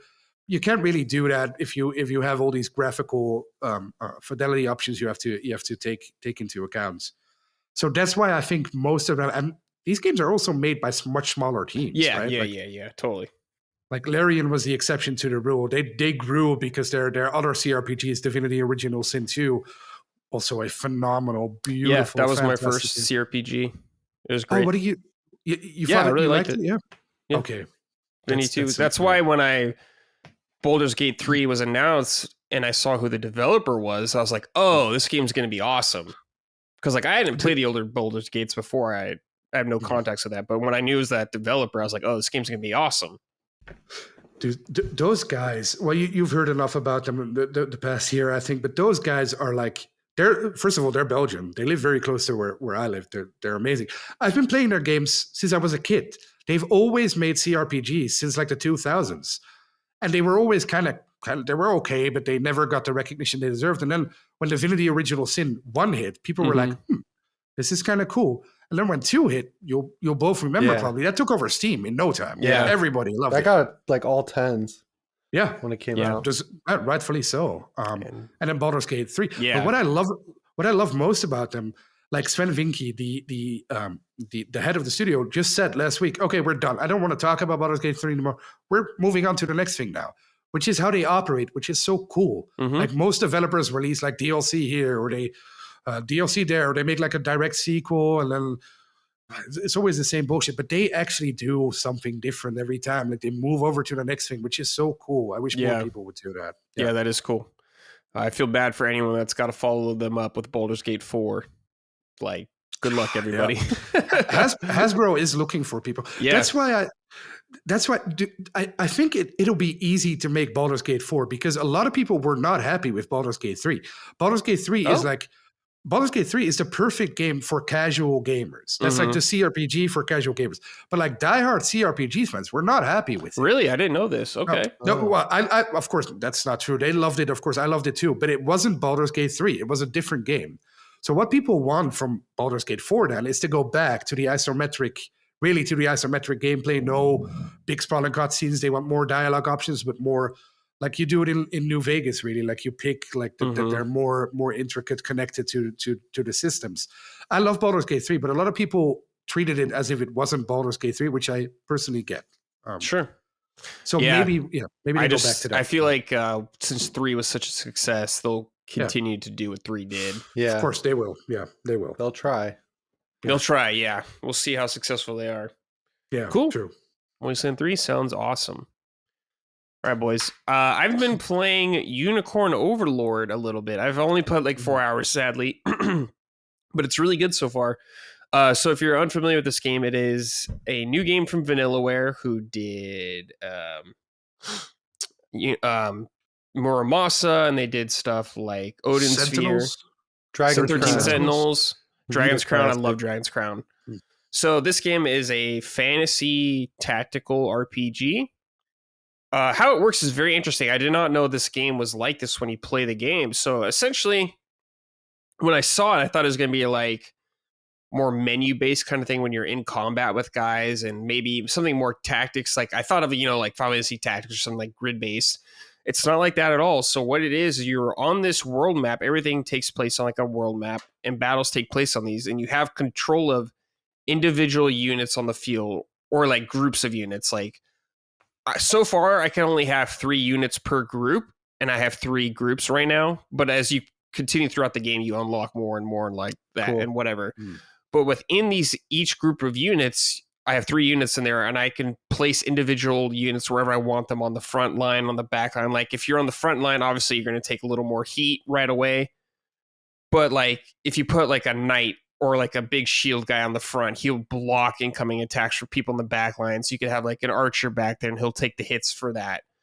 And so a lot of it is about unit composition. And when you get into an actual fight, you are not playing anything. It plays out in real time, like an auto battle or kind of thing like that. Cool. So it's more so just like getting the composition of your units and letting them fight. Before you fight a unit on the field, though, you can see kind of the outcome of what it'll be like, or how much health you'll lose or how much health they'll lose. But if you want to see how things actually play out and why certain things happen, you can watch it. You could speed up during the combat too if you just want to get through it quicker, or you can just skip that animation completely. So if you just kind of know and you want to get through the fight quickly, you can. But yeah, you're on this field. units kind of move in real time, but you can pause it when you're like making selections, but you can like send your unit to go this way or this way, and enemy units will come at you, and also stuff like that. So you have to keep that in mind as you're going. There's fields of like things to capture during a fight, like a fort. If you capture it, you can therefore get this currency. I think it's called Valor, which you can use to summon more units on the field, or use it to do special skills with your units. Like for one thing example, it costs like, you capture a point, you get a couple of Valor points. If you spend 2 Valor, you can have your archery unit do like a ranged attack before you even get into a fight. So you can damage an enemy without being in a fight. So you could do this, they get damaged, then you can get in there to get a little advantage and stuff like that, which is really fun. Obviously, the visuals, gorgeous. This game looks awesome. Yeah. It's so cool looking, man. All the character designs are wonderful. The backgrounds, the environments are top tier. But yeah, you capture, those are like kind of like how the combat works, but also you're on this world map and there's a bunch of different regions. There's like this evil empire that took over everything, and you are this resistance group kind of reclaiming areas. So I'm only on like the first continent right now, but you make your way through this continent. After you like take over areas, you unlock the area, and there's no more guards and stuff like that. So you could freely explore and all that stuff. There's resources to gather and all that stuff, because there's towns throughout the game, and you can go to these towns and do like bulletin board quests, where it's just essentially like bring me these resources and all that kind of stuff, or things like that. And once you do that, the town gets upgraded to an extent, and it'll start to unlock more stuff for that. Cool. And it'll also like increase your you have like a reputation rank, and when that goes up, I think that's how you get more unit slots and stuff like that. So you're really incentivized to do that kind of stuff. You can also station guards there at towns to like monitor and everything like that, and you get more resources, I believe, by doing that. What's cool though is like, what I really like about the game is the characters. There's actually like a lot of emphasis on story and characters, and I'm into the story round, and I like the characters. And as you're going through the game, you'll often run into characters that need help, like a side quest, and they have their own story and side quests going on through there. And when you complete it, you unlock them usually as a character to help you in your army. Because you could recruit like just no-name characters if you want. If you're like, I just want like an archer, I need an archer right now, it's just a no-name. But there are also named NPCs out there with their own stories, like that you recruit. Like this, I recruited like a witch earlier on, like with her bog was getting overrun. I helped take back her town or swamp, that she joined me. So that was really cool. And all the characters kind of have like a bond thing. So like if you have them in units together, a group together, fighting together, they get like reputation with each other. Oh, it's like, that's like Fire Emblem kind of. Yeah, it has like Fire Emblem kind of stuff like that, where like a meter goes up. And in one of the towns, like I got this big castle town, and it has a tavern I unlocked after doing some quests for it.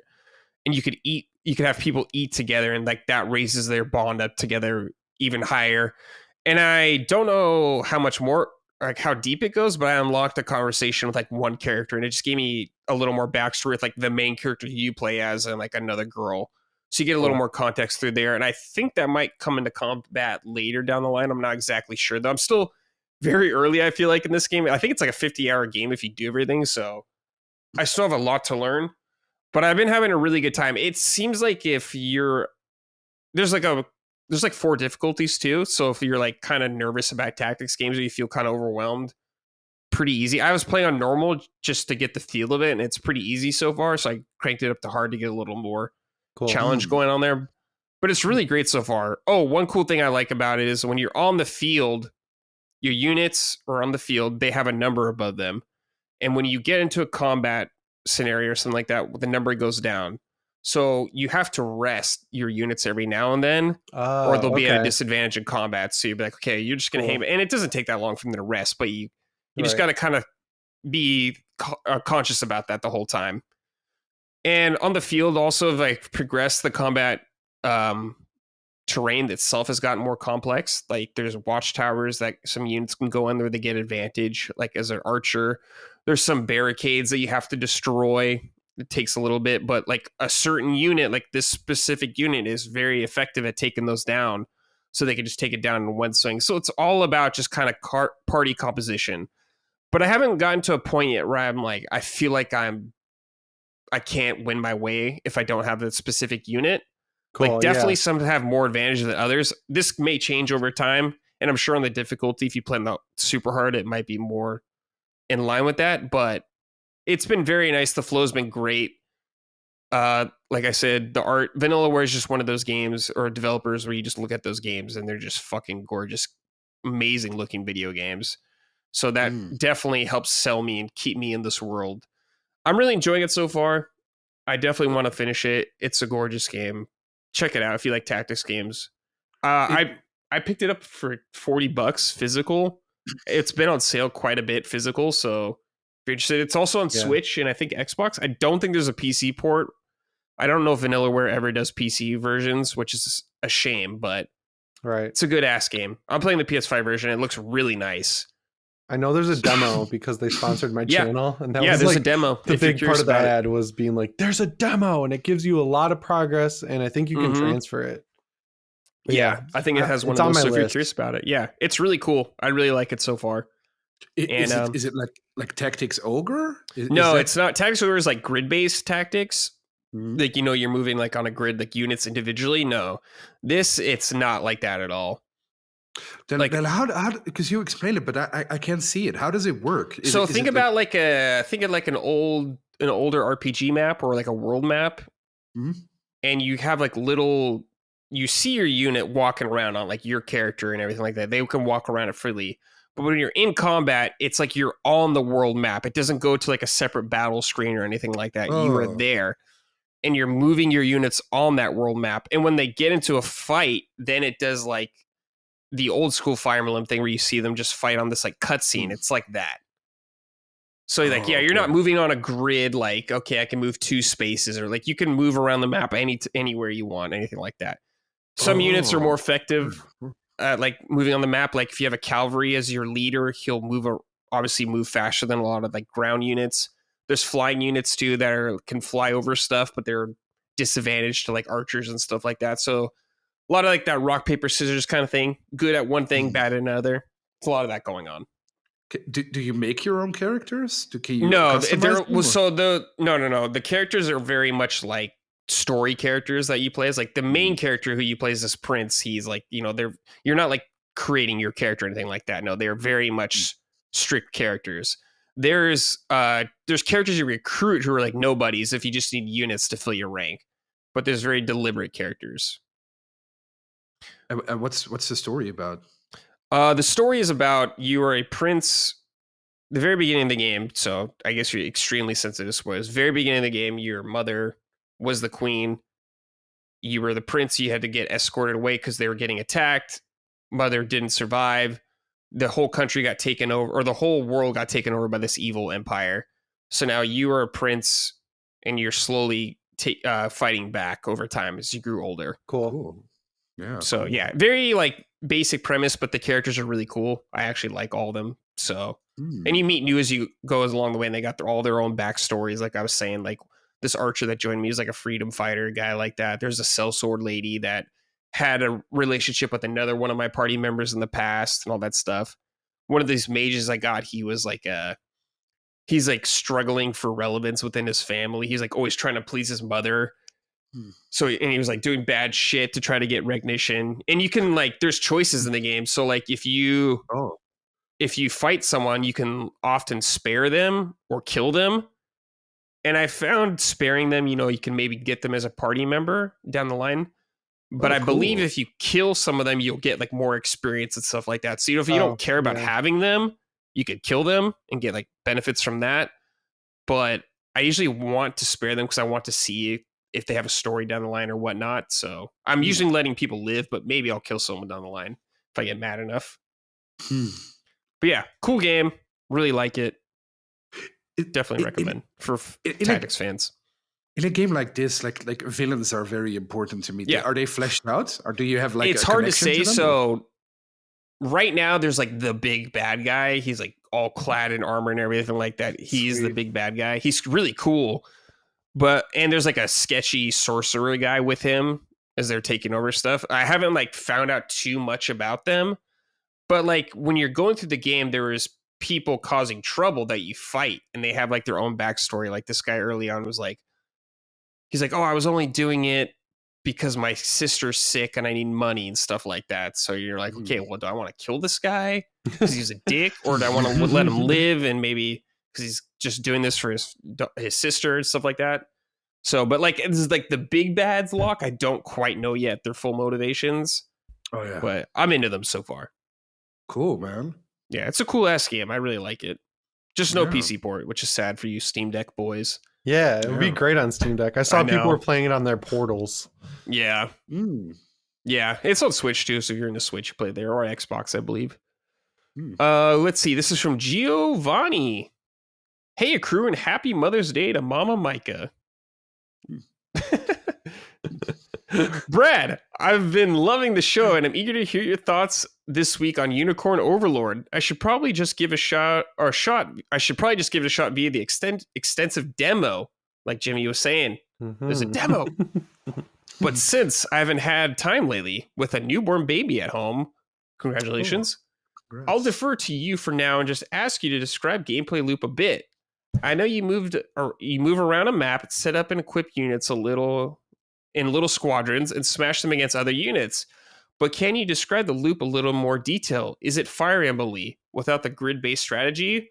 Or is it really about how you equip and set your units, almost like an auto battler?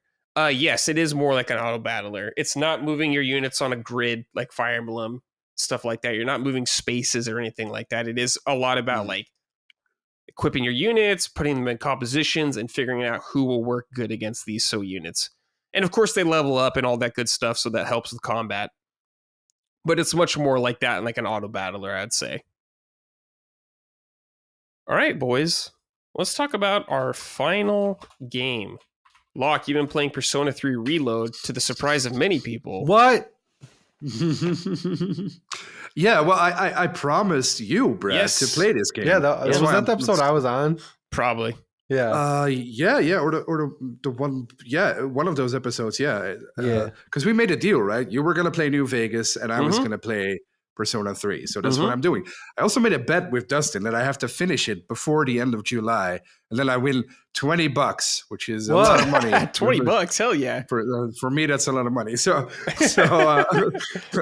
I am playing. I started playing it a couple of days ago. I don't have that many hours into it though, so I can't really go deep into it. I have only 3 hours or 3 or 4 hours. Yeah, that's okay. It's nothing. People just want to kind of know your experience with it.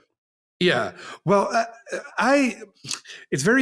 we've been over my anime journey or weeb journey many times, so I'm not going to go into all that again. But normally I don't play these types of games because they don't hold my attention, right?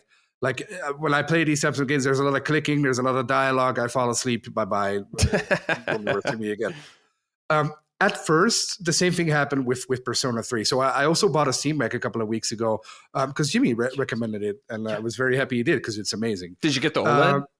Yeah, I did. Nice. I got the biggest one, nice. And then I couldn't afford rent anymore, which was fun. But so I've been playing it on my Steam Deck when I go to sleep or when I go to bed. So I go to bed an hour earlier now, so I can play Persona 3. But the first 2 days I did that. I got like 20 minutes in, and then I woke up 6 hours later. Like, just what is going on? Yeah, just falling asleep. But then a couple of days ago, I figured, well, you asked me to be on Summon Sign again. I should put in an effort for Brad and really commit to it now and play a couple of hours. And I did. And I was very impressed with 2 things. One, the color scheme in the game, especially on the OLED, is really popping. It's really beautiful. There's this cutscene. I guess I won't spoil it, right? What happens in it in the first few hours, but there was this cutscene that really caught me by surprise because it was of such high quality.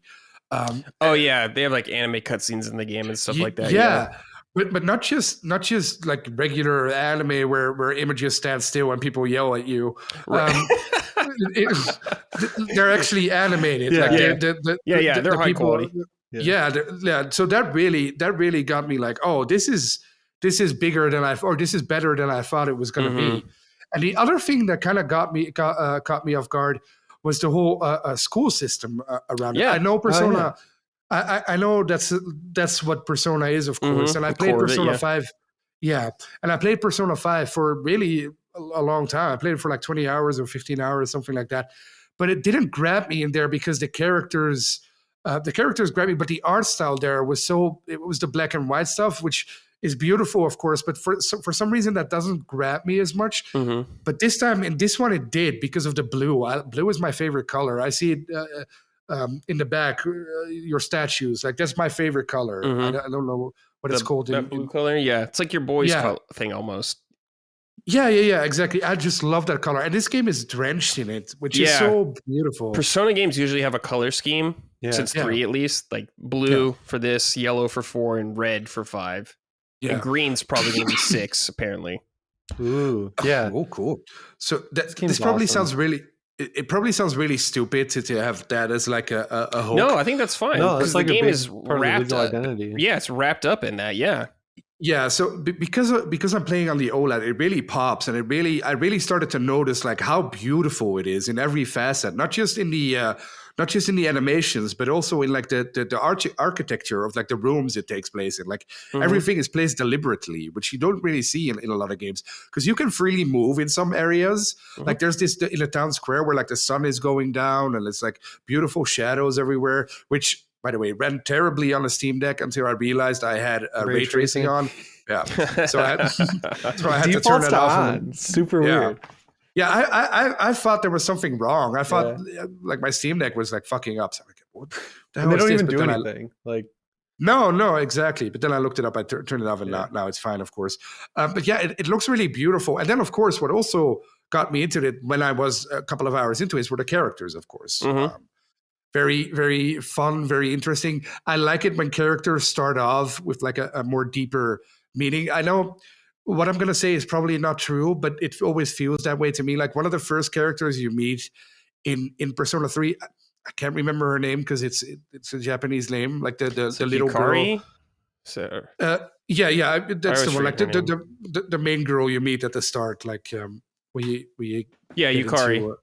When you get into the dorm, like pink? She's very pink. No, she like orange hair, not the redhead. No, pink like shirt and stuff like that. Oh yeah, exactly. Yeah. So she's very Yukari. like happy and like high pitched sounds, and I'm like, oh, here we go again.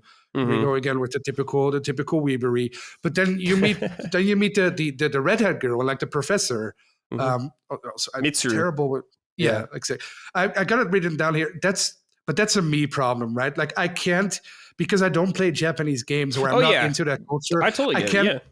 Can't remember these names. If they were called Dave and whatever Steve, I would remember them. No problem. But because they're so awesome. Because they're so difficult to remember. Yeah, that would be awesome, Richard. Because they're so difficult to remember, I still have to find like a connection. But I'm sure like 20, 30 hours in. Yeah, that would be a problem. I think that's I'm even like that with a lot of Japanese names. It just takes me some time to remember some of their names.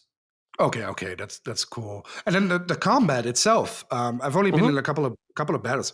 Great. I mean, it's like the rock paper scissors thing again, but it looks so beautiful. Again, the colors. Maybe it's because I'm playing on a Steam Deck. Jimmy, both of you will know this better. I don't know how it looks on the PS5 or how it looks on like a regular screen. It looks really nice on PS5. It's like 4K ray tracing, like HDR and stuff. Yeah, HDR. I have an OLED TV though. Still, okay, so perfect. But it runs nice on PS5. It pops. The colors are so cool in this game. It really pops so nicely. I love that in a game when it has like a very distinct art style which pops. That really gets me hooked in games like in a game like this, I guess, because it's my first real Persona game. So I'm really enjoying it. It's not like I'm saying like, oh, it's the best game ever. I can't wait to play it again. But I'm dedicated to finishing it, and I will. I'll play 1-2 hours every night, and at some point, I'm sure it'll hook me, and then I'll play it during the day too. I think with Persona, it's cool. You can divide it up kind of easily because of the days. Yeah. You're just like, oh, I'll just do a couple days or whatever, and like the new day starts. You're like, okay, good spot to stop. Yeah. I really like this one because it's like edgier than the other two. Like, when they summon their personas, they shoot themselves in the head and stuff. Yeah, that's how they invoke them. Yeah, they shoot themselves in the head, which is cool. Yeah. I played it on PSP like a long time ago. Yeah, you the original version. Yeah. You like Persona? I bought this game like on a whim on a Steam or a Sony sale on Vita, and it was the PSP version, and I blew through it in like a week, I think, in the middle of the summer, and then I got Golden on Vita, loved it, and then I just haven't had 100 hours to Spirit Play 5. 5, yeah. And I heard there was going to be the Royal Edition when it originally came out, so I waited. And then now I'm like kind of waiting on Steam. It drops by $10 every sale. So like once it's like 20, I think I'll grab it just to have it on my Steam Deck ready to go. Because it runs really well. And then this game I will play eventually as well. Because I like 3, but it's like one of my favorite games. So like it's really fresh in my mind, even though I played it like a decade ago. Yeah. Like I put like 25 hours into this, and I just don't know if I'll finish it anytime soon. Because I've played, like you, Jimmy, I played the PS2 version a lot. Then I finished the PSP version. Yeah.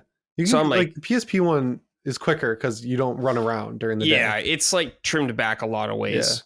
It has plus and negatives to it, I guess. But I feel like this is a definitive version right now. To me, it feels like that. That's good.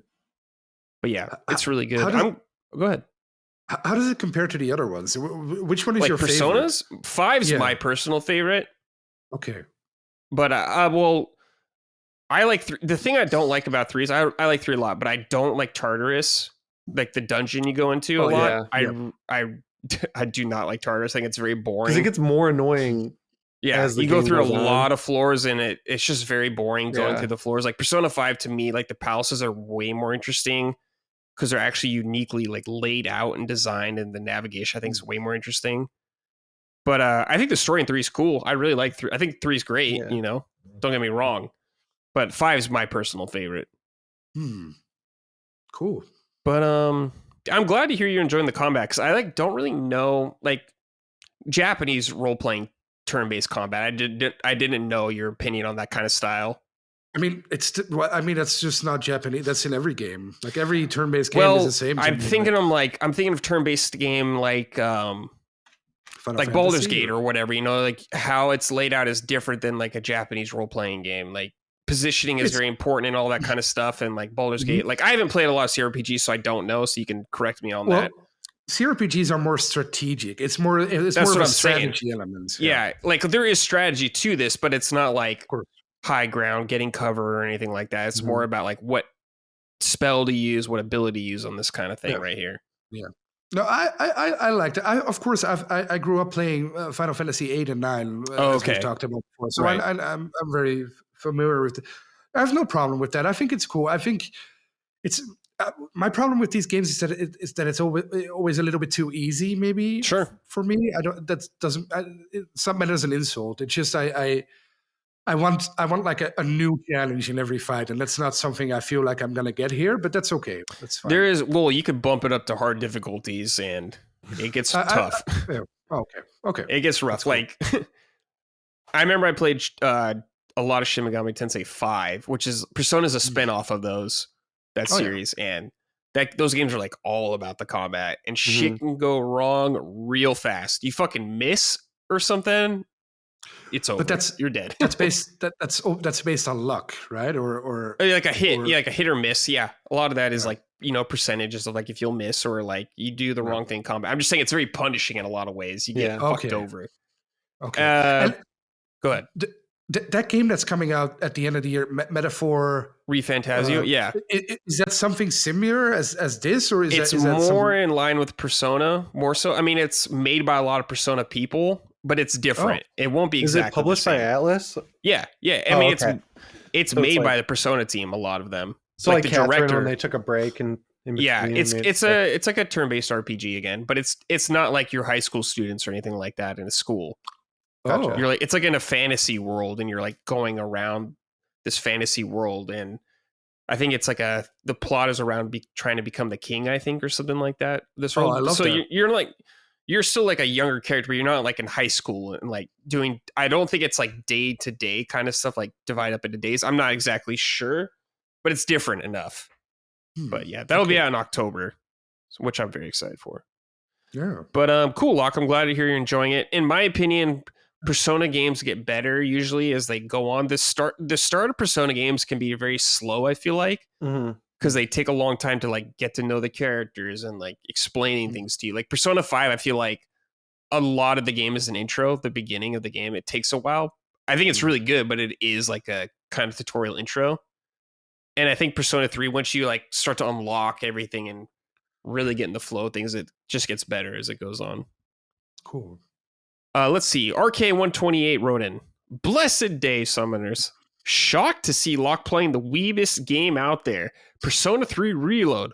What made you want to give it a shot, and what's a major highlight so far? Have a thank God Microsoft didn't buy Sega kind of day. Yeah, for real. That's a good one. What made me? I know it's always a joke, weebery, ha, but I think I've come to an age. I recently turned 40, which is disgustingly old. I'm like ancient now, and there's no way back. Like I'm dead. I'm about to be 3 years younger than you. Oh yeah, but you still have you can still save to people you're in your 30s. That's not as bad. Like when people ask me how old I am, and I have to say I'm 40. That's like, what? Oh, you're what are you doing? Get a job. You do have a job. That's true. Yeah, I have multiple jobs, but they don't see it as jobs. They see it as nothing. But anyway, I don't know. I forgot my point. I'm old. That was my point. But what was the question again? Oh, what made you get into it? Okay. Well, I've gotten to an age where I think that it's important to just try things I haven't tried before. Sure. When you're a kid, it's easy to say I like this, I don't like that. No, I've gotten to an age where I want to try a lot of things that I always written off. Like I always wrote off anime. No, I want to see maybe there's something here. And I watched like AOT 1 and 2 now. Mm-hmm. Amazing. Mm-hmm. Awesome. Cool. So maybe I want to see if there are more things here. That's why I really want to finish Persona 3 to see maybe I can get something out of it. Maybe it'll enhance my personal life or something, or maybe I'll get some new stories out of it. So yeah, I really want to try new things. And it's also a matter of respect to you and Dustin, of course, because it's your favorite games. And I feel like you're kind enough to invite me on your show. So I want to do an effort for you as well to show you that I'm interested in what you do. Yeah, I think just being around people with different tastes or whatever gets you to try things. I mean, it's happened to me, and I'm sure it happens to everybody, It just kind of opens your eyes to something different. Yeah, true. All right. This is from Adam Belgarby. How would you guys say this? Belgharbi. Belgarby? Yeah. Belgarby. Belgarby? Yeah. That's how it looks like. You can see it, Belgarby right there. Yeah, Belgarby. Okay. Hey, glazed, oiled up, oozing, goopy slime summoners. Jesus. Jesus Christ, dude. Gross. What do people see in Persona 3? After rolling credits, I can say without a doubt that it's the worst of the big three. I'm sick of people automatically saying that a story is good if it's dark. Persona 3's was middling at best after having played 4 and 5. And the new combat system is great, but wasted on Tartarus. It's like putting on fancy suit, but forgetting that you have clown shoes on. Don't get me wrong. I like the game because of the characters and music, but I don't see any world where it's the best in the series. Adam, it's personally my least favorite out of the 3 out of 3, 4, 5. I still think it's an incredible game though. But I mean, I could recommend 3 Reload over Persona 4 Golden right now because it's a PS2 Vita game, but they're going to remake 4 in the future. It's going to happen. So it'll probably surpass it for me. But I mean, a lot of people just like the story and the tone of the game, the vibe. All Persona games just have kind of a different vibe to them. And a lot of that is the color scheme, and some things people just latch onto more than others. Yeah. Maybe a certain character they like. Like Jimmy, I know you love this game a lot. It's very 90s. Just something about it. Yeah, very cool 90s. Shows like Are You Afraid of the Dark? It's kind of like that. You meet up at midnight. Yeah, totally. Shoot yourself in the head to summon a Pokemon. Yeah, it's cool. Yeah. Darker. I think Tartarus is the thing that holds it back for me. Yeah. But I think the vibe carries the game for me. The vibe is great. Sure. I love the characters. And the music's really good. The social links are great. Yeah, the social link, the music. Yeah, all Persona games have really different vibes with music too. So it's just a flavor thing. But like I said, 5 personally is my favorite one. But everyone's got their own favorite Persona. Can't go wrong. Yeah. Let's see. This is from Neo JD. Locke, is this your first Persona game? Also, which characters do you like? And who is your waifu? In 3, I went with Yukari, but Aegis is also one of the best characters in the series. So this is not your first Persona game. 5 was, right? Yeah. Okay, so you've played that. I played 5 up until after the first dungeon, like where you have like the gym teacher and like and then the girl jumps and it. I don't know. For some reason, I get why people love that game, especially you. I get why you love that game because the story is really cool. It's just when I play a game, I want to escape reality. I don't want to get pushed into it. So yeah. I get that. What characters are you liking so far? I know you haven't met too many so far, but you've met Yukari. I already know the I wrote her name here. Mitsuru. Yeah, that's the one. Yeah, that's the one waifu. I like. Yeah, that's mine too. Oh, yeah, cool. She's best girl in my opinion. I have to fight over. No. You can. Best girl. Okay, this is from Cormac. Good evening from Ireland, gentlemen. Question about the Persona series.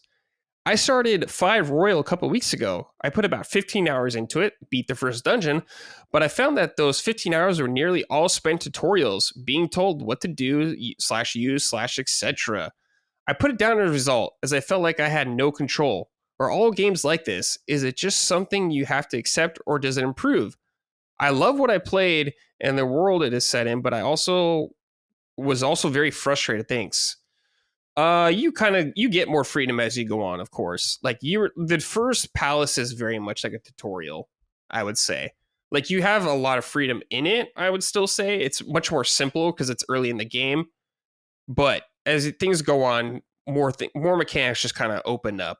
So it's definitely becomes much more freeing, and I would say you can do what you want. But yes, Persona games often start like that. Right. But stick with it. It's fucking great. Yeah, it's like you already put in the work, you know? Yeah, you play 15 hours, and if you like the character... To me, it's like, do you like the characters? Do you like the story? Do you like the setting? Yeah. The hand-holding will disappear. Mm-hmm. Okay, this is from Johnny. Brad, so excited to see you join the LSM family after years of hoping that Frame Trap would join LSM. Question for Persona 3 remake or Reload. I got about 40 hours in and love every second of it, but got to a point where the dungeon loop was so painfully consistent that I dropped off. Am I crazy, or did any of you experience similar feeling? Every time I think to go back and clean up the game, I think of those dang dungeons. Johnny, yeah, totally can relate, dude. Tartarus is like my least favorite part of that game. Just having to go in there and being like, all right, I gotta go through 10 floors right now. It's weird they didn't rework it at all. Like, I know. There's so many floors of Tartarus, so I didn't expect them to make it every room unique or whatever, but I just thought it would be a little more interesting going through it. I was hoping at least. Yeah. But at least you can blitz through a lot of it if you just don't give a fuck. You can just run through most of it. That's what I end up doing a lot of times. But yeah, Tartarus sucks. Sorry. I don't like it. All right, boys, let's end the show like we do every episode with some questions from the audience and thoughts. This is from Michael Miller. Hello, Summoners. What's your biggest gaming regret? Mine would have to be trading in the From Software horror game Kuon shortly after buying it at launch, only to find out that it is now considered the rarest PS2 game. I probably got $15 store credit at the time, but fast forward 20 years and eBay listings have the game going for no less than $900. Hold on to your games, folks. You never know. Biggest gaming regret. Well, these sound like I regret selling a lot of games I had. Definitely trading in. You know, when you're just a fucking dumb kid. I had to in college. You had to. I just didn't have fucking money, man. Yeah, but it worked out. I don't know. I rebought a lot of the old games. Yeah, luckily now you could rebuy a lot of them, but I definitely regret selling some. Like I sold a lot of PS2 games. I feel like that I wish I still had in GameCube games. I regret going back to Destiny recently. That's a good one.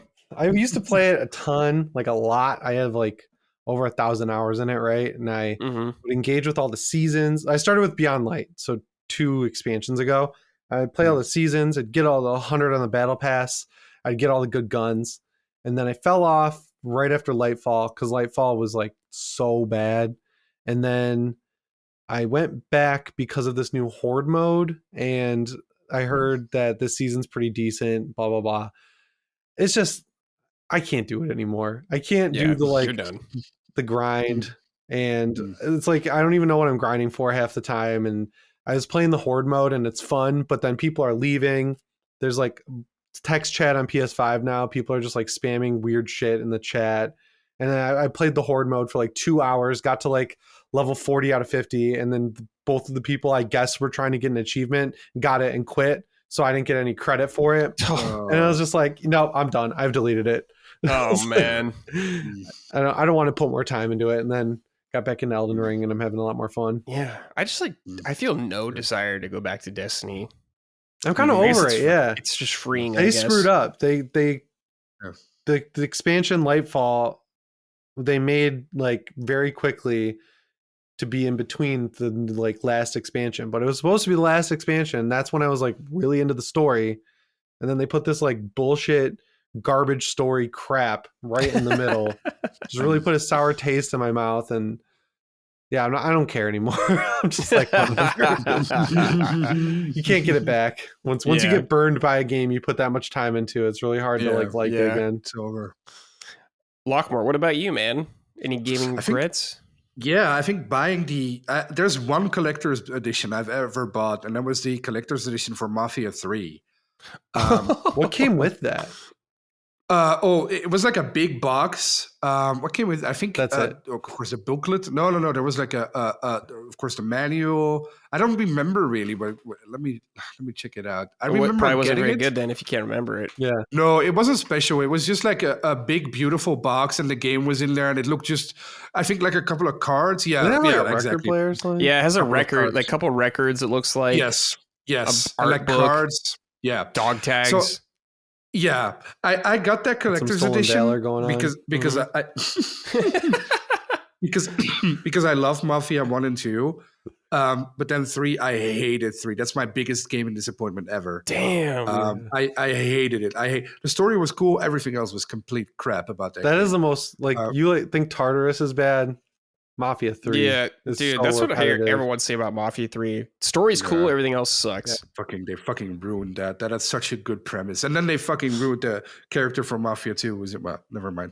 But I got the collector's edition for that, and I was so angry that I gave it away to someone in who I was living with at the time. But that collector's edition cost me like I think $200 at the time. Damn. So, and you're right. Now I remember there were records in there, but there were also like these cards in there. There was a shit ton of useless stuff anyway. But I loved Mafia 1 and 2 so much that I really wanted something for 3 because I thought 3 was going to be going to be awesome. It was going to be great. And then it was such a big disappointment that I just gave it away, which wasn't very smart in hindsight. Well, it's okay. You got to make room. It's probably a lot of shit. Yeah, I honestly never bought a collector's edition again after that. The only thing I bought was my Starfield controller.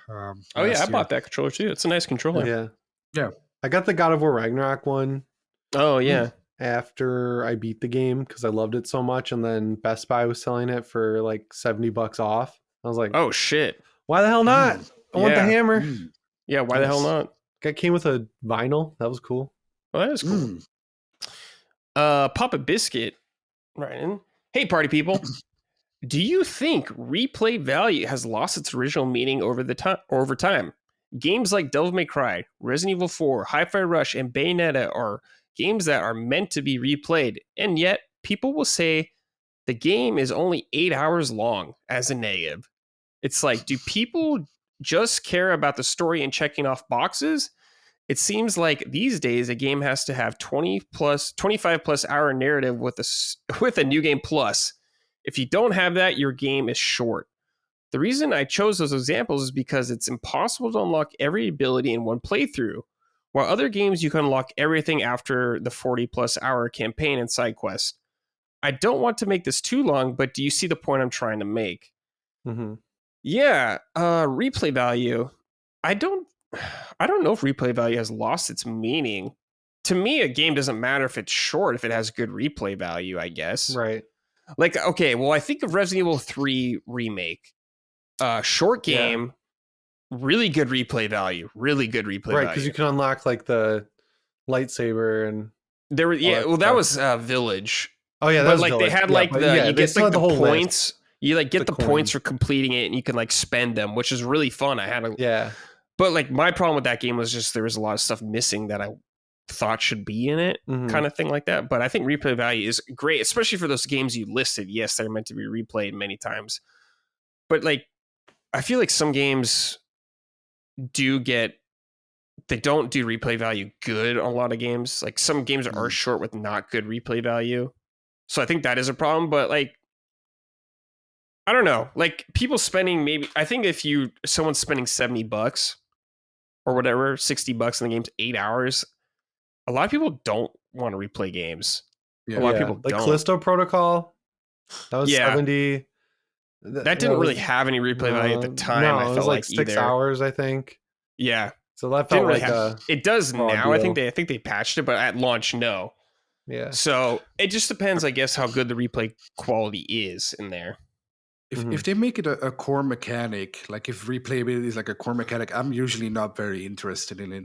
Like that's the main thing that turned me off of Starfield, because every YouTuber out there started saying that you have to complete it now, complete the main story and play it again. Like that, I'm not gonna finish it. Dude, I was like, I'm out. I don't care. Yeah, exactly.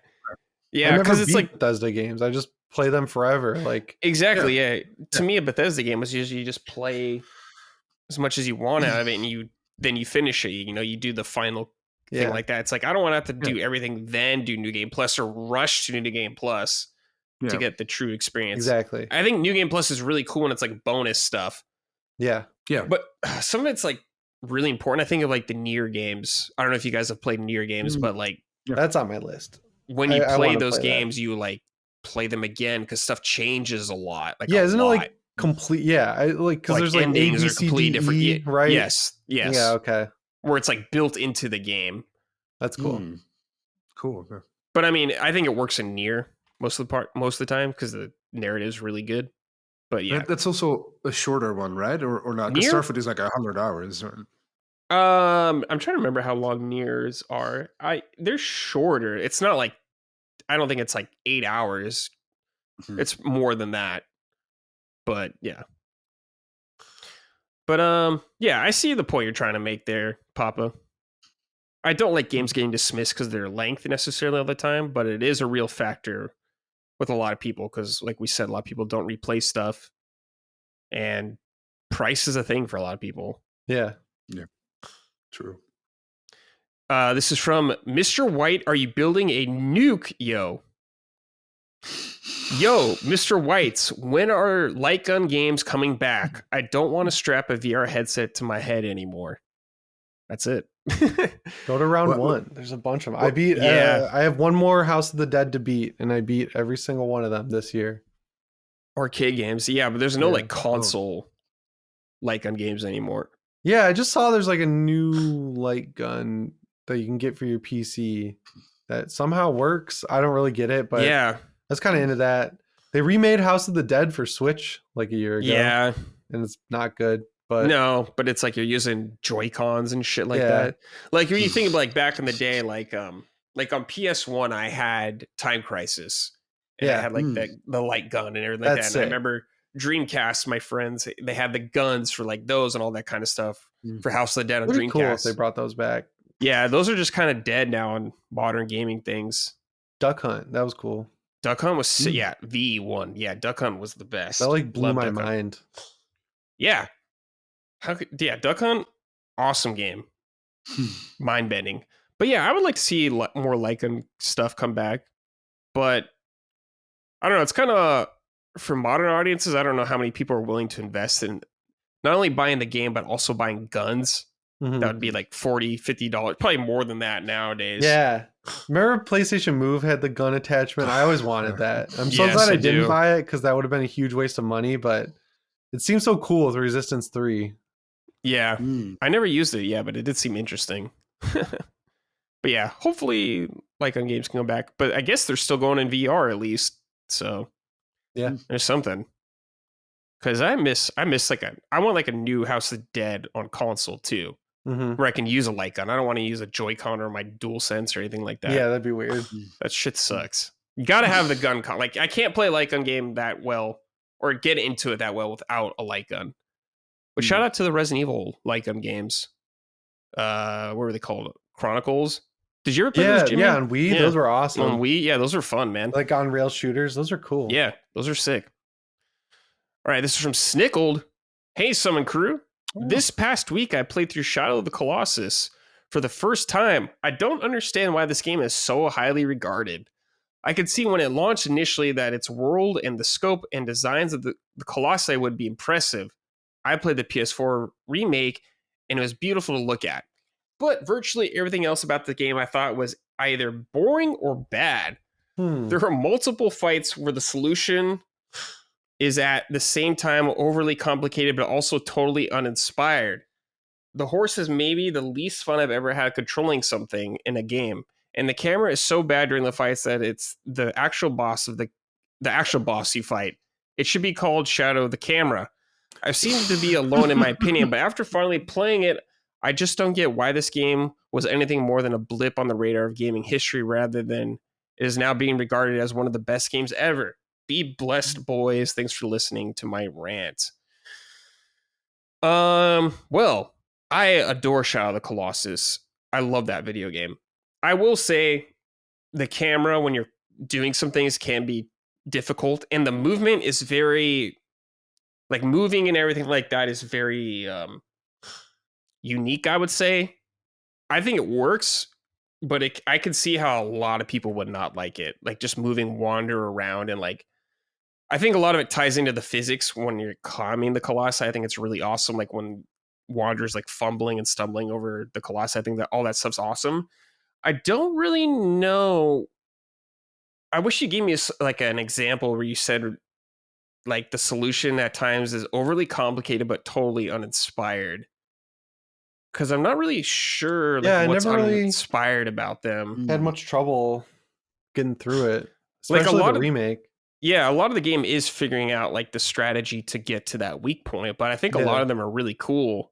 When I'm thinking back to it, like some like there's two Colossi that are very similar, like they're like the very small like bull one. Mm-hmm. But even like those arenas you fight them in are very different. I think where you fight them is a huge part of these fights. Like I don't know, like uninspired. I think fucking like the one where you're like. Of course, everyone remembers like the one with the huge sword that like, you run up on and he like throws you up and like. Yeah, I think that all that shit's super inspiring. I don't know. I just don't know what you think's uninspiring about it. Maybe he means that it hasn't aged well. So I kind of understand. I think where he's coming from. Sure, yeah, it's a PS2 game, definitely. The bones of a PS2 game, absolutely. Yeah. I just think it was so unique, and there was nothing like it. And there's still really nothing really like that. There's been a couple imitators, but no one's come close to them. Dragon's Dogma. Like maybe not in that skill, not in that way, but it's the same feeling. You climb some guys in Dragon's Dogma. And they have weak points, like they have weak points, but not as big though. In Breath of the Wild, like no, beasts. No, is that not the same thing? No, they're not like that at all. They're like dungeons mostly. Like Shadow of the Colossus is like, here is this huge fucking thing. Here's this environment. You have to figure out how to kill it. Because a lot of it isn't just like, I can just climb up this guy. You can't do that all the time. Yeah, like the first one is that. And then the first one is that. But like a lot of them, like you have to figure out how to expose their weak point or how to even get to them. Yeah. Like there's ones that are flying and stuff in the air and you got to like the one in the desert's so cool. It's like that flying thing and you ride your horse next to it. Then you like jump off the horse and grab onto its wings. That shit's remake awesome. Looks really good too. Like I remember being kind of blown away by it when it came out. Yeah, Blue Point, dude. Yeah, I never played it. Is it? What would you compare it to? Is there like something to compare it to? No. Well, no, not really, because it's so weird, Locke. Because it's a game. You're in this like open world. There's nothing really else in the open world that you do except kill these colossi. Yeah. There's like a couple like lizards you can kill to like get stamina and stuff like that, but that's about. There's like no side quests. So you don't talk to anyone in the game. It's like a completely barren world. It's not super long either. No, it's not super long. It's fucking awesome though. I love that game, dude. It gets really cheap all the time on PSN. I have it. I have it. I have it. I'll play it. Yeah, it sounds cool. I have a soft spot for that game. I adore that game. Okay, cool. But yeah, I'm curious. They tried to make like a modern one. Remember that indie game, Pray for the Gods? I played it. Yeah, it was not. That was great. Not very good. I beat it actually, but it was not great. Shadow Colossus is just really unique to me. I feel like. I mean, I love all Team Eco games, so maybe that's part of it too. Like I love Eco, Last Guardian. I like that. Oh, it's the last. Okay, yeah. Yeah, it was the game before Last Guardian. Oh yeah. Okay, yeah. But yeah, I love that game. But yeah, I don't know. It's not for everybody though. Did it age well? Do you think it's worth it to go? I think it ages well in some ways, and some ways it doesn't. Mm-hmm. Like I'm saying, like some of the movement is rather. It takes a while to get used to. I'd say, just some of the there's like a delay. There's like and like everything like feels kind of like how everything feels. It feels unique. You just have to get used to it, and like the controls, the horse, and everything like that. Yeah. But I think the story is really great, even though it's like very minimal. Like, there's like not a lot of dialogue in the game. They don't speak like a normal. They speak like a made up language, and there's like barely any text in the game of talking and stuff like that. But it's a really atmospheric game. Like a lot of the game too is Lock is like you have your sword, and it tells you where like you shine it. You like hold it up, and it shines like a light, and it kind of tells you where Colossi are. Oh yeah, and a lot of it is just figuring out how to get to that Colossus and stuff like that. So it's more about atmosphere? Atmosphere is a huge part of the game. Definitely. I like that, man. Yeah, really good. You're making it sound very appealing. Yeah, the music's fucking great. That remake, I like the remake. I think it's worth playing. Yeah, it's definitely worth playing. I'm curious what you think. You could blow through it in like a weekend. Yeah, I'm curious what you'll think about it. Yeah, I'll download it tonight. Yeah, sounds really cool. I can easily see how people hate that game, though, Snickled, so I totally get it. But I love it. Snickled is a pro Diablo 4 player, by the way. He's going to get me into Diablo 4 again. Oh, really? Okay. And Jimmy, yeah. Okay. The new All right, last question. This is from Tree Lawn. Top of the morning, crusty crew. Random geeky question. Have you ever had a moment in gaming that almost made you cry due to how awesome it was? My mind goes to the airport shootout in Max Payne 3. All while Tears is playing in the background. Was super dope. Anyways, have a good show. I remember that Max Payne shootout, dude. Max Payne 3 was fun, man. I love that game. I liked Max Payne 3. Yeah, fantastic, yeah. It was different compared to... I haven't played 2, but it was very different compared to 1. I remember, like, tonally. Just the feel, the vibe. You know, it's a different team. I've only played 3. But 3 was fun, dude. I want to play 1 and 2, but they're remaking them, so I'm just going to wait. They're remaking them, yeah. So, yeah. Just wait. You can still go back to them now. They're still good. They're still good. Yeah. Max Payne holds up. My moment is when the Kratos blows the horn and God of War Ragnarok. Mm-hmm. The like unites, like opens up all the gates. The like end game moment. That was fucking sick. Because like I got that game when it came out, and I played it like I was coming home to Michigan for Thanksgiving, and I didn't want to bring my PS5 obviously because it's like the size of a car. Yeah. And so I was like, I gotta beat this game before I leave. So I was playing it. I was trying to do everything though. So then the night before I left, I just like nutted up and I like fucking played it till 5 a.m. and my flight was at 9. So then I didn't go to bed and I just went to the airport and slept on the plane. But yeah, it was worth it. It was worth pushing through because the game has a really good sense of pacing, even if you're doing everything. Like the side stories kind of like all feed into everything. So that was a very cinematic game. So that hit good. Yeah. What about you, Locke? There's multiple moments in Red Dead 2 where I legit got goosebumps. Yeah. Like multiple moments. Not even big story beats, but like there's... Remember when you're walking up with the whole crew to that mansion? Like, sweet. Everyone remembers that part. Yeah. Oh, yeah, dude. That's just incredible to me. That's beautiful game. I love that game. Yeah, Red Dead 2 is awesome, dude. Yeah. I've had several moments like this game in these games. I think like every From Software game, I just have some fucking boss fight, or I'm like, holy shit! Like the final fight in Sekiro is like probably my favorite boss fight of all time. It's just fucking insane how much I love that fight. It's just so sick, dude. Ishin, man, and like the lightning going when you like reflect the lightning back. It's just so awesome. The field you're in, it's so good. Slight Final Fantasy VII Remake spoiler. come back in like 20 seconds. But at the end, when your Cloud's facing off against Sephiroth, it does like the like the camera cuts, and that's what it does. I love that. That's what it does in the original game when you fight Sephiroth at the very end. So dude, I'm getting to that point in the original. I was like, oh, I'm pretty far. Yeah. I like stood up farther in the original than Rebirth. Oh, that's so cool. Yeah, I haven't had time to be on my PS5, and I played the original on my phone. So like, I at the gym every day, and I just make my way through it. The original's awesome. The original's so good, man. I love it. It's not too hard. Game. No, it's pretty chill. Getting Vincent kind of hard. Yeah, I didn't Vincent, like that. Yeah. All right, boys. That's it. Another episode in the books. Episode 20. Damn, I can't believe we're already on episode 20. Holy shit. Yeah, that's crazy. Time's fucking flying. Lockmort, thank you for joining me. Always a pleasure to talk to you. Thank you for you've been doing more work outside of this channel, Lock. Let them know what you're doing. Yeah, you can find Maddie and myself over on Retro Rewind, where Maddie watches a movie every week. Maddie hasn't seen any movies. He knows a lot about games. He doesn't know anything about movies. So we're having Maddie watch one classic movie every other week. This week it's going to be either The Godfather or Goodfellas. The vote is still going on Patreon, so it's very close. I think it was 50-50 before we started recording. So I'm excited to look back, and then also you can find Maddie on Retro Rebound. Sometimes I make something on there as well, and sometimes on LSM. Yeah, hell yeah, Jimmy, you do a lot of good stuff. You are the YouTube wizard. Everyone asks you for advice, YouTube advice. Yeah, Let the people know, Jimmy, where they can find you.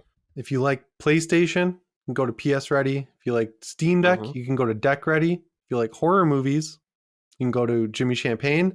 And I'm working on a new movie channel. It's taking up all my time. You'll see it when it's ready. When it's ready. Yeah. But thank you for joining me, boys. Appreciate it. Love talking with both of you. Yeah, we haven't played anything as a whole group for a while, so it's been nice. I'll be on V-Rising. Yeah, we'll get you in. I'll hop in. All right, everybody. Thanks for listening, watching. We greatly appreciate it. We will see you next episode. Take care, everybody. Goodbye. Summon Sign is a product of Last Stand Media and Collins Last Stand LLC and is proudly recorded in the USA. The show is written and hosted by me, Brad Ellis. The show is produced by Dustin Furman. All of Last Stand's theme music is by Ramon Narvaez. Summon Sign, along with the rest of Last Stand's media shows, are fan-funded on Patreon at patreon.com/laststandmedia. The following names are at the producer level on Patreon, our highest tier, and we are grateful for your kind contribution and generosity to our independent endeavor. Thank you.